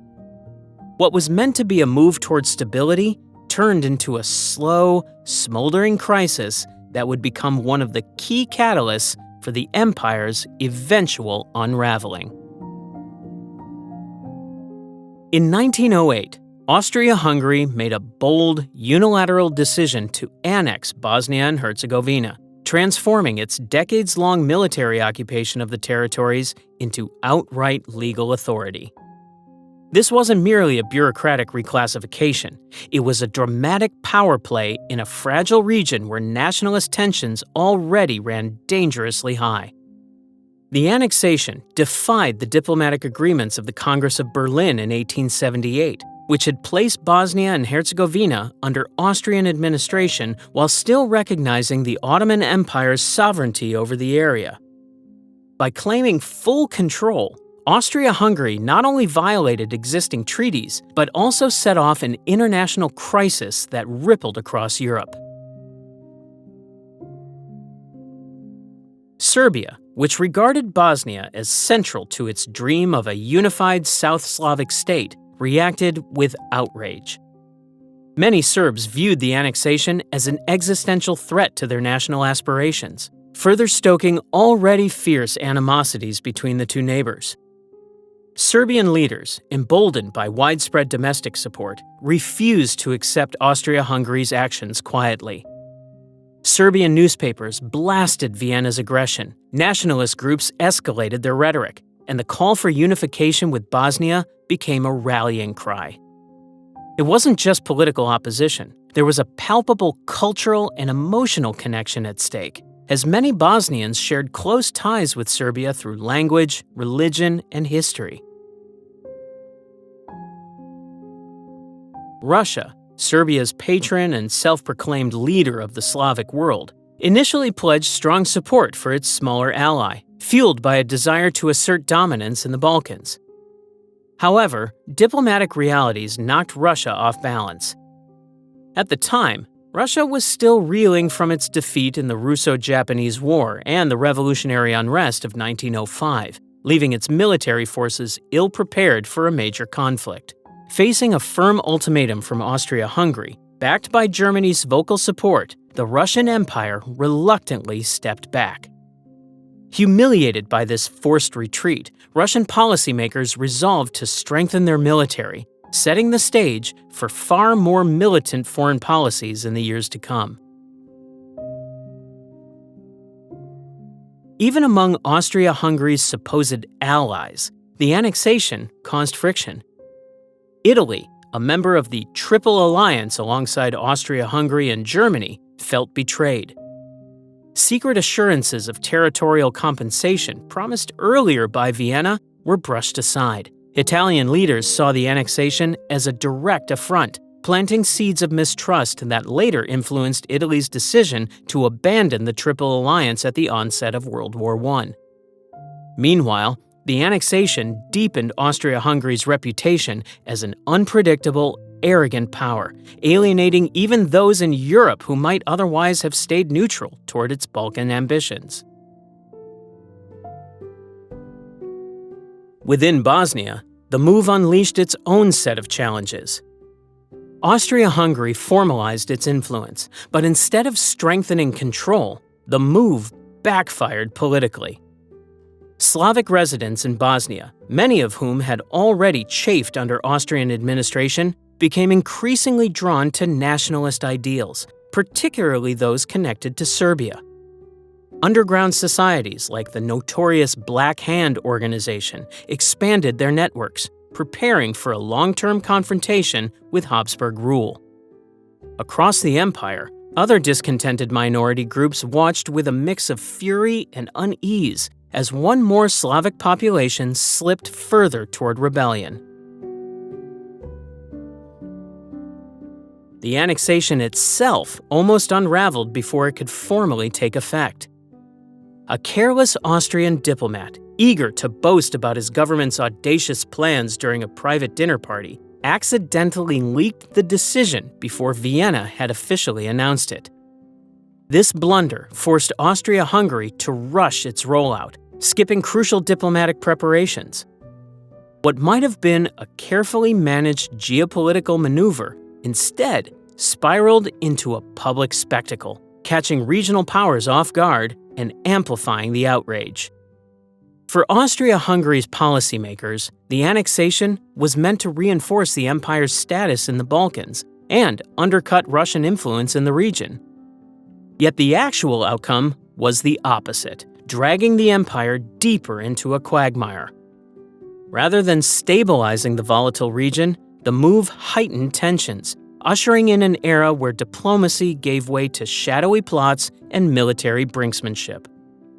Secret societies, radicalized nationalists, and a growing sense of inevitability about conflict began to dominate the political atmosphere. Far from projecting strength, Austria-Hungary appeared vulnerable, its bureaucracy clumsy, its alliances strained, and its internal cohesion slowly unraveling.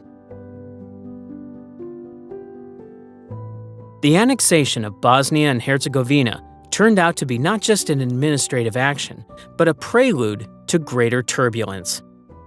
It sharpened the divide between Austria-Hungary and Serbia, helped provoke radical shifts in Russian and Italian policies, and reaffirmed to many Balkan Slavs that peaceful reform within the Habsburg Empire was a dead end. In hindsight, 1808 was not merely a year of crisis, it was one of the critical steps toward the catastrophic events of 1914. The early 20th century was a time of growing instability in the Balkans, a region where Austria-Hungary's ambitions consistently collided with the rising tide of Slavic nationalism, Serbia's growing power, and Russia's strategic interests. As the Ottoman Empire's hold on the region weakened, it created a vacuum that both regional and imperial powers sought to fill.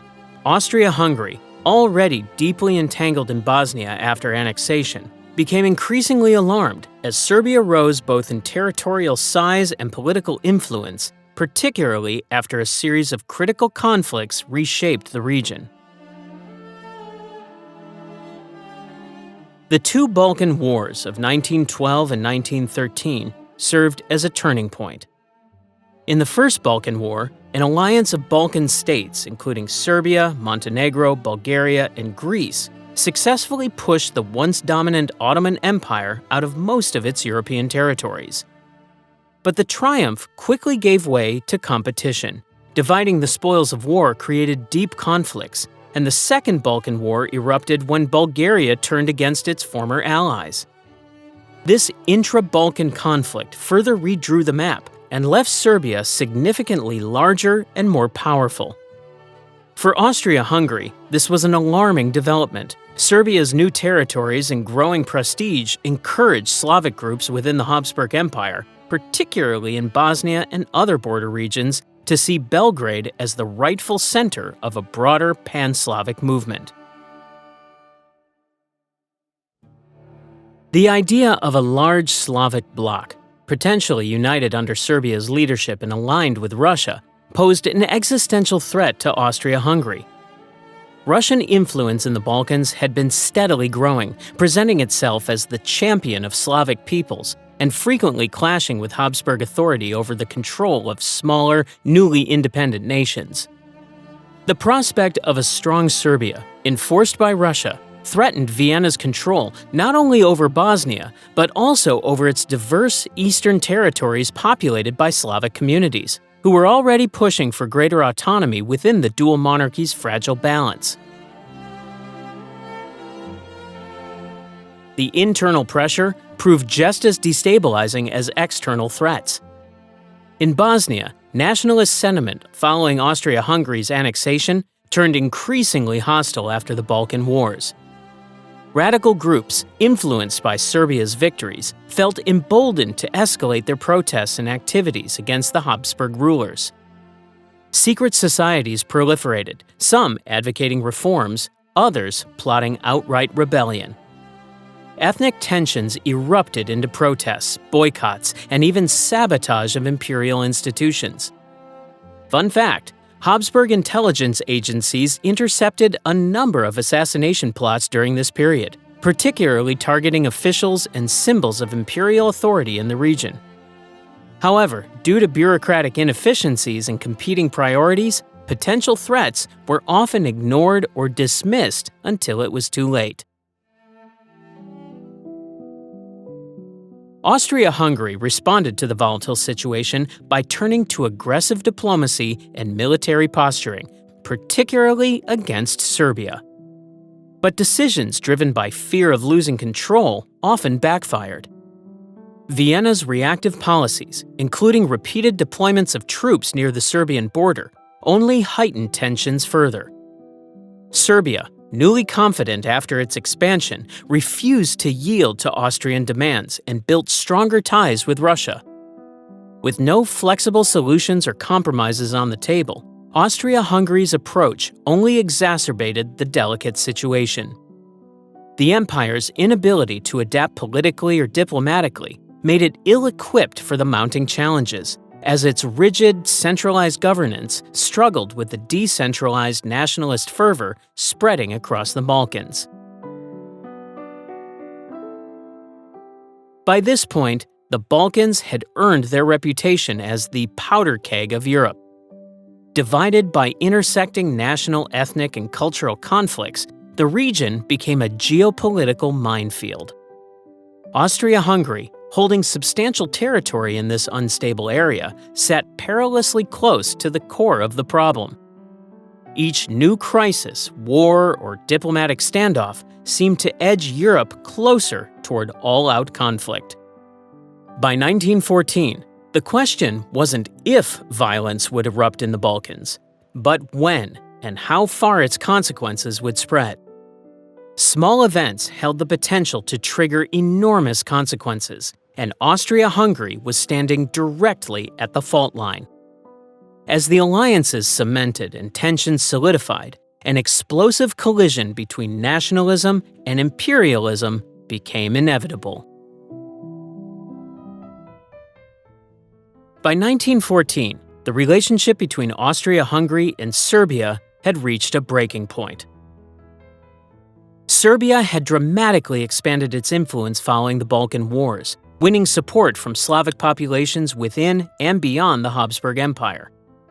For Vienna, this was more than a political challenge. It represented an existential threat to its survival as a multi-ethnic imperial state. Serbia's pan-Slavic ambitions, coupled with its close ties to Russia, directly undermined Austria-Hungary's authority in the Balkans, fueling fears that the younger, more cohesive Serbian state could destabilize the empire from within. Inside Vienna, many leaders felt that Serbia had to be dealt with, sooner rather than later.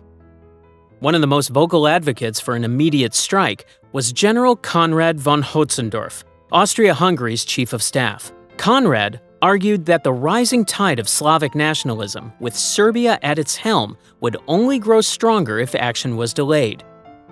He frequently pushed for a preemptive war, claiming that with every passing year, Austria-Hungary lost ground to Serbian influence. Despite his repeated urgings, the empire's political and military leadership hesitated, wary of the consequences of provoking a full-scale confrontation with Russia, Serbia's powerful ally. Ironically, with this increasingly hawkish environment, Archduke Franz Ferdinand, the heir to the Austro-Hungarian throne, emerged as a voice of caution. Unlike many of his contemporaries, Franz Ferdinand did not endorse immediate conflict with Serbia.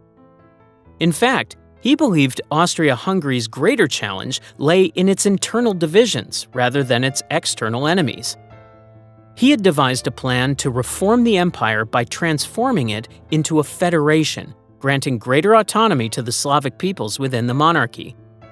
While the proposal was aimed at preventing further ethnic unrest, it made Franz Ferdinand a despised figure among Serbian nationalists, who feared his reforms would strengthen the Habsburg Empire and derail their vision of a unified South Slavic state.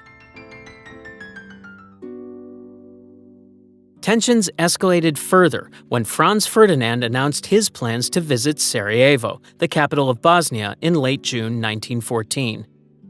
The date of his visit, a deliberate choice, fell on June 28th, the anniversary of the Battle of Kosovo, a historic event deeply revered in Serbian nationalism.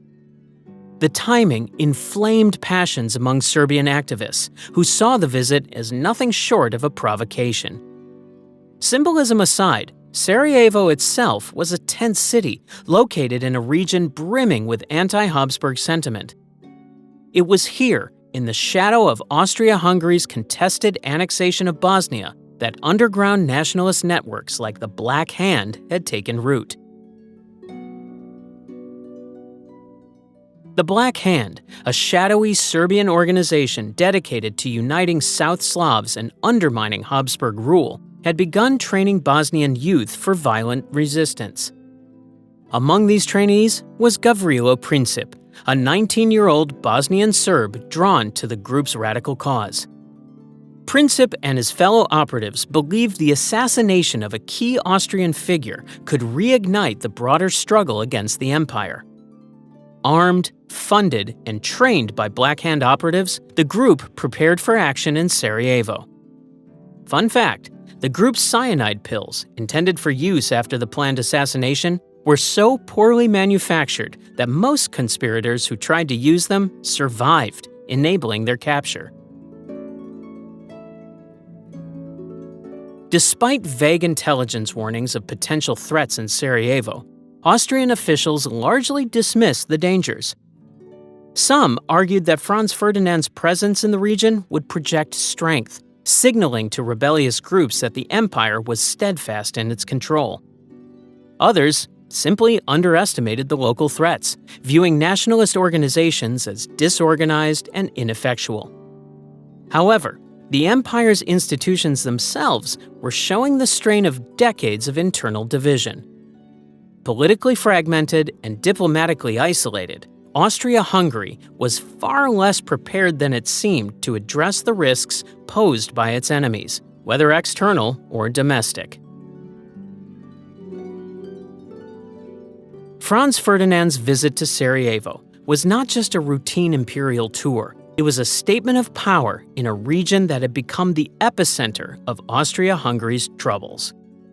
The hope was to show unity in a time of rising ethnic dissent, but the rapidly destabilizing situation in the Balkans meant that even this symbolic act teetered on the edge of disaster. In the streets of Sarajevo, the forces of empire and nationalism would collide, triggering consequences that would stretch far beyond the borders of the Balkans. This single event would act as the spark, igniting years of growing grievances into an inferno that consumed Europe itself. On June 28, 1914, one singular event in Sarajevo altered the course of history. Archduke Franz Ferdinand, heir to the Austro-Hungarian throne, and his wife Sophie had arrived in the city that morning, intending to inspect imperial troops stationed there. The date was no random choice. It coincided with the anniversary of the Battle of Kosovo, a deeply significant event for Serbian nationalism, making their visit feel, to many, like a pointed statement of imperial presence in a region wrought with anti-Habsburg sentiment. What unfolded on that day was a sequence of errors, happenstance, and luck that led to their tragic assassination. The couple's arrival in Sarajevo marked the beginning of what was meant to be a public display of imperial authority. Crowds lined the streets as their motorcade moved through, and guards stationed along the route scanned for potential threats. Yet a system meant to ensure security left critical gaps, particularly given the heightened tensions in the city, where nationalist movements were gaining traction. Earlier that same day, the first attempt on Franz Ferdinand's life occurred. A conspirator from the secret society Black Hand threw a grenade at the motorcade as it traveled along the Appel Quay. The device, however, failed to reach its intended target. It struck the car behind the Archdukes and detonated, injuring members of the entourage and several bystanders. Despite the chaos, Franz Ferdinand, determined to carry on with the visit, continued with his schedule, visiting the wounded at the hospital. It was what followed this brief display of resolve that cemented the day in infamy. After leaving the hospital, the Archduke's driver, likely disoriented and uninformed about route changes, made a wrong turn into a narrow street. Coincidentally, this error placed the car directly in front of Gavrilo Princip, a 19-year-old Bosnian Serb nationalist and member of the Black Hand, who happened to be standing nearby. Princip, armed with a Browning FN 1910 pistol, seized the opportunity and stepped forward through the crowd. He fired 2 shots at point-blank range. Franz Ferdinand and Sophie were fatally wounded. Sophie died almost immediately, while the Archduke succumbed minutes later, his last words reportedly pleading for Sophie's survival. The assassination sent shockwaves across Europe, but what truly escalated matters was how Austria-Hungary responded. Franz Ferdinand had been seen as a moderate voice within the empire. His federalist vision aimed to grant greater autonomy to Slavic peoples, fundamentally altering the dynamics within the dual monarchy. Ironically, this plan would have been a direct counterweight to the nationalist sentiment driving the Black Hand and similar groups, meaning his death removed one of the empire's last hopes of internal reconciliation. Instead, the reactionary forces within Vienna seized on the assassination as a justification for aggressive policy against Serbia. The incident gave Austria-Hungary the pretext it had long awaited to deal with its southern neighbor. Viewing Serbia as both a rival and an instigator of anti-Habsburg activities, the empire's leadership issued a harsh ultimatum to Belgrade just weeks later, filled with intentionally unacceptable demands. Serbia, backed to some degree by Russia, sought to comply with the ultimatum while avoiding total submission, but the effort proved futile. Hungary's leadership, emboldened by Germany's unconditional support in the form of the notorious blank check, declared war on Serbia on July 28, 1914. The assassination thus became a pivotal moment, exposing Austria-Hungary's fragility and transforming a localized Balkan crisis into the first spark of World War I. One small object forever linked to that fateful event remains preserved today, the pistol used by Gavrilo Princip. Displayed at the Museum of Military History in Vienna, it has earned the grim nickname, the gun that started World War I. The shooting in Sarajevo revealed Austria-Hungary's unstable foundations, flawed diplomacy, weakened internal unity, and an inability to address rising nationalist pressures. These fractures set the stage for a conflict that would not only devastate the empire, but redraw the world map. Austria-Hungary entered World War I with one clear objective: to crush Serbia and reassert its dominance in the Balkans. What Vienna's leaders failed to anticipate was how a campaign intended to be swift and decisive would spiral into a catastrophic, multi-front war that would expose every weakness of the empire. From the outset, Austria-Hungary's military faced insurmountable challenges. Its forces, though large on paper, were poorly equipped and riddled with internal divisions. Command structures reflected the empire itself, fractured by language barriers and divided loyalties. Orders often had to be translated into multiple languages, creating confusion in critical moments. These structural flaws left Austria-Hungary woefully unprepared for the battles ahead. The campaign against Serbia, launched in August 1914, quickly faltered. Austrian generals underestimated the resilience of Serbian forces, who were fighting on familiar terrain with unwavering determination. Initial offenses turned into humiliating failures as Serbian troops outmaneuvered the larger Habsburg army, inflicting unexpected losses. To make matters worse, outbreaks of disease, including a devastating typhus epidemic, decimated Austria-Hungary's forces. By the end of 1914, Vienna's hope of a quick Serbian defeat was shattered, and the empire found itself bogged down in a far more extensive conflict. On the Eastern Front, the situation was just as grim. Austria-Hungary faced the full might of the Russian Empire. Early defeats, including the disastrous Battle of Galicia, left the Habsburg military badly weakened. By the spring of 1915, entire divisions had collapsed under the pressure of Russian offensives. Over 250,000 Austro-Hungarian troops surrendered to Russia without resistance, many of them Slavic soldiers who saw the Tsar as their liberator rather than an enemy. This mass capitulation highlighted one of the empire's most significant vulnerabilities: its ethnic diversity. Slavic, Romanian, and Italian troops with the multinational army often lacked loyalty to the Habsburg crown, with some defecting outright to the enemy forces.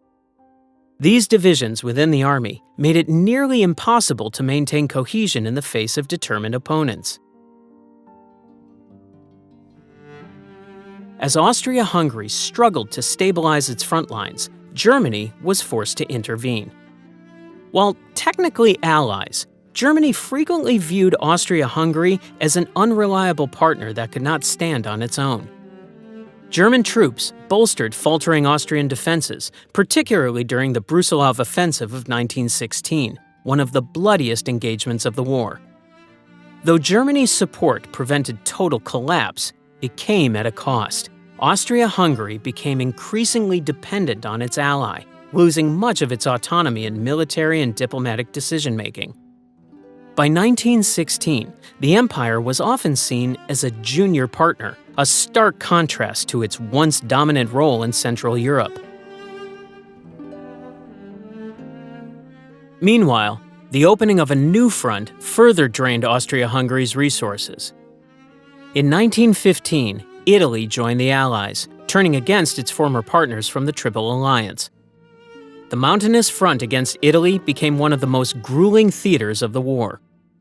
Soldiers endured freezing conditions and brutal trench warfare in the Alps, where progress was measured in mere meters at the cost of thousands of lives. Supplies were scarce, and morale plummeted as the war dragged on with no end in sight. The pressures of the war extended beyond the battlefield and tore through the empire's already fragile domestic foundations. Food shortages gripped both cities and rural areas, sparking demonstrations and strikes. Inflation spiraled out of control, eroding whatever trust citizens still had in their government. In Budapest and Vienna, protests over working conditions and hunger turned into widespread unrest, further weakening the empire's stability. When Emperor Franz Joseph died in late 1916, his successor, Charles I, inherited a crumbling state. Charles desperately sought peace, even attempting secret negotiations with the Allies, but his efforts were blocked by both Germany and hardliners within his own government. By the final years of the war, Austria-Hungary's economy was in freefall, its military operations fully dependent on German support, and its internal divisions had reached a breaking point. The empire's dream of a quick victory had long since evaporated, leaving it to flounder in a war it could no longer control or sustain. Ultimately, Austria-Hungary's failures during World War I weren't just about military defeats. They revealed the deep fractures within a system teetering on the brink of collapse. The war didn't just accelerate the empire's demise, it practically ensured its disintegration. By late 1918, the Austro-Hungarian Empire was unraveling faster than anyone in Vienna could control. The years-long strain of World War I had pushed the empire's military, economy, and social stability to their breaking points. On the front lines, the Habsburg army was falling apart. Soldiers deserted in waves, often shedding their uniforms to return home or join nationalist militias. Food shortages and horrific casualty rates had shattered morale, and many saw no reason to continue fighting for an empire they no longer believed in. At home, the collapse became impossible to ignore, as cities like Vienna and Budapest erupted into strikes and riots over famine-like conditions and skyrocketing inflation. The empire's underlying divisions, buried for so long under the weight of imperial rule, burst into the open with astonishing speed. Ethnic minorities across the empire, from Czechs to Slovaks to Croats, began declaring independence even before the war officially ended. In October 1918, Czechoslovakia was proclaimed, followed soon after by the foundation of the state of Slovenes, Croats, and Serbs, a precursor to Yugoslavia. In the same period, Poland announced its revival as an independent state after over a century of partition. These declarations didn't come all at once, but they struck like hammer blows. What had once been celebrated as the empire's greatest strength, its diversity, became its undoing. Regions that had contributed soldiers and resources to the war effort were now tearing away, determined to create new nations of their own. Hungary, meanwhile, severed its political ties with Vienna entirely. The dual monarchy, which had long been held aloft by the delicate balance of power between Austria and Hungary, crumbled as the Hungarian government declared the end of its union with Austria in October 1918. Hungarian leaders argued that the monarchy could no longer represent their interests, let alone maintain control over the empire's vast complex of territories. Though Austria clung to its imperial trappings for a little longer, the truth was clear. Austria-Hungary no longer existed as a coherent entity. By the time the armistice brought the war to a close in November 1918, the empire had collapsed from within. In the middle of the chaos stood Emperor Charles I, the last ruler of the Habsburg dynasty. Charles had inherited the throne under dire circumstances in 1916 and faced an impossible task: to preserve a crumbling empire in the midst of war. As nationalist movements swept away the foundations of Habsburg rule, Charles relinquished his power reluctantly. On November 11, 1918, he issued a formal statement renouncing his participation in state affairs, but he did not abdicate. Charles believed the monarchy could still be restored one day, though that hope would ultimately prove futile. Fun fact: after the war, Charles attempted 2 comebacks in Hungary in 1921, hoping to reclaim the throne. Both failed, and he was exiled to the Portuguese island of Madeira, where he died in poverty at the age of 34. Back in Vienna, the collapse of empire left the city struggling to find its identity. Once the glittering capital of an empire that spanned 11 nationalities, Vienna was reduced to the center of a small, landlocked republic. The grandeur of its imperial past contrasted sharply with the conditions now gripping the city. Food riots broke out, political violence simmered, and the once vast Habsburg bureaucracy shrank into irrelevance. The luxury and pomp of the court evaporated as food queues stretched through streets lined with Baroque palaces that now symbolized a bygone era. The empire's collapse wasn't a slow decline, it was a sudden disintegration accelerated by years of unresolved tensions. World War I revealed the deep cracks in the Habsburg system, and by the time defeat came, there was little left holding it together. The monarchy fell, officially ending over 600 years of Habsburg rule in Central Europe. What remained was a fractured region, scattered among new states haunted by decades of imperial struggle, yet set on paths of their own. In the aftermath of World War I, the Austro-Hungarian Empire, once a sprawling and diverse collection of nations, officially ceased to exist. The dismantling of the empire was codified through two major treaties that reshaped Central Europe and marked the definitive end of centuries of Habsburg dominance. The first, the Treaty of Saint-Germain, signed in 1919, addressed the Austrian half of the empire. Under its terms, Austria became a much smaller, landlocked republic, losing vast amounts of territory. Independent nation-states emerged in its wake, including Czechoslovakia, Yugoslavia, and Poland. This treaty did not just strip Austria of its imperial holdings, but also fundamentally altered the region's political makeup, recognizing the independence of these new states and acknowledging the aspirations of long-suppressed nationalist movements. For Hungary, the dismantling came with the Treaty of Trianon, signed in 1920. Trianon was even more devastating in its impact on Hungary, reducing the nation to a fraction of its former size. Hungary forfeited over two-thirds of its territory and population, losing regions like Transylvania to Romania, Slovakia and Ruthenia to Czechoslovakia, and Croatia to the newly formed Yugoslavia. This drastic territorial reduction left millions of ethnic Hungarians stranded outside Hungary's borders, turning them into minorities in nations where they had no direct political representation or protections. The psychological and cultural impact of Trianon remains enduring. For many Hungarians, it marked more than just a territorial loss. It was a symbolic rupture, an open wound that continues to influence Hungarian politics and identity to this day.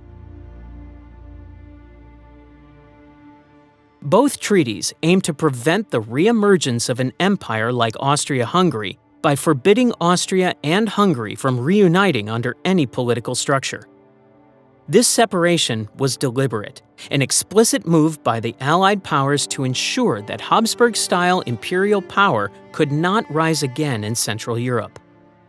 The treaties also imposed harsh restrictions, including severe limitations on the military capacities of both Austria and Hungary. Reparations were demanded, but the financial cost, coupled with the broader economic devastation of World War I, left both nations struggling to stabilize. Austria, shorn of its empire, now relied on Vienna, a massive city whose size and grandeur far outweighed the needs and resources of the small republic it now governed. Hungary found itself landlocked, economically isolated, and politically fractured, wrestling with the shock of its territorial losses. The redrawing of borders created a political map that looked new on paper, but left deep, unresolved tensions in practice. With the focus on self-determination and nation-building, the treaties left millions of ethnic minorities stranded in unfamiliar states, often under governments that viewed them with suspicion or outright hostility. Czechoslovakia inherited not only ethnic Slovaks, but also significant populations of Germans, Hungarians, and Ukrainians. Yugoslavia, envisioned as a unified South Slavic state, soon became rife with divisions among Serbs, Croats, Bosnians, and Slovenes. Rather than bringing lasting peace to the region, the treaties entrenched new border disputes and ethnic grievances. Far from erasing national rivalries, they introduced new layers of tension, problems that would haunt Central Europe for much of the 20th century. One small but telling detail about the legacy of these treaties can still be felt in modern Hungary, where the Treaty of Trianon is remembered as a national trauma. Hungarians continue to refer to lost territories with a sense of longing, and political discourse occasionally invokes the treaty as a symbol of injustice. The borders imposed at Trianon, rigid and uncompromising, made reconciliation in the region extremely difficult, fostering resentment among those who had found themselves on the wrong side of the lines. While the Treaty of Saint-Germain and the Treaty of Trianon officially ended the empire, they laid the groundwork for future instability. Austria-Hungary may have vanished from the maps, but its dissolution left a profound legacy of political fragmentation, cultural uncertainty, and economic hardship. The multinational empire that had once dominated Central Europe became a collection of weakened, struggling states, many of which would face fascism, invasion, and further conflict in the decades to come.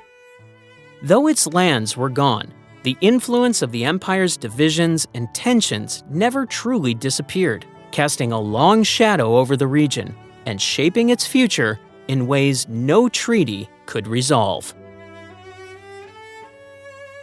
The Habsburgs survived by adapting, not conquering, but even they couldn't outrun change. No power lasts forever. History decides. Subscribe to explore the rise and fall of empires and what comes next.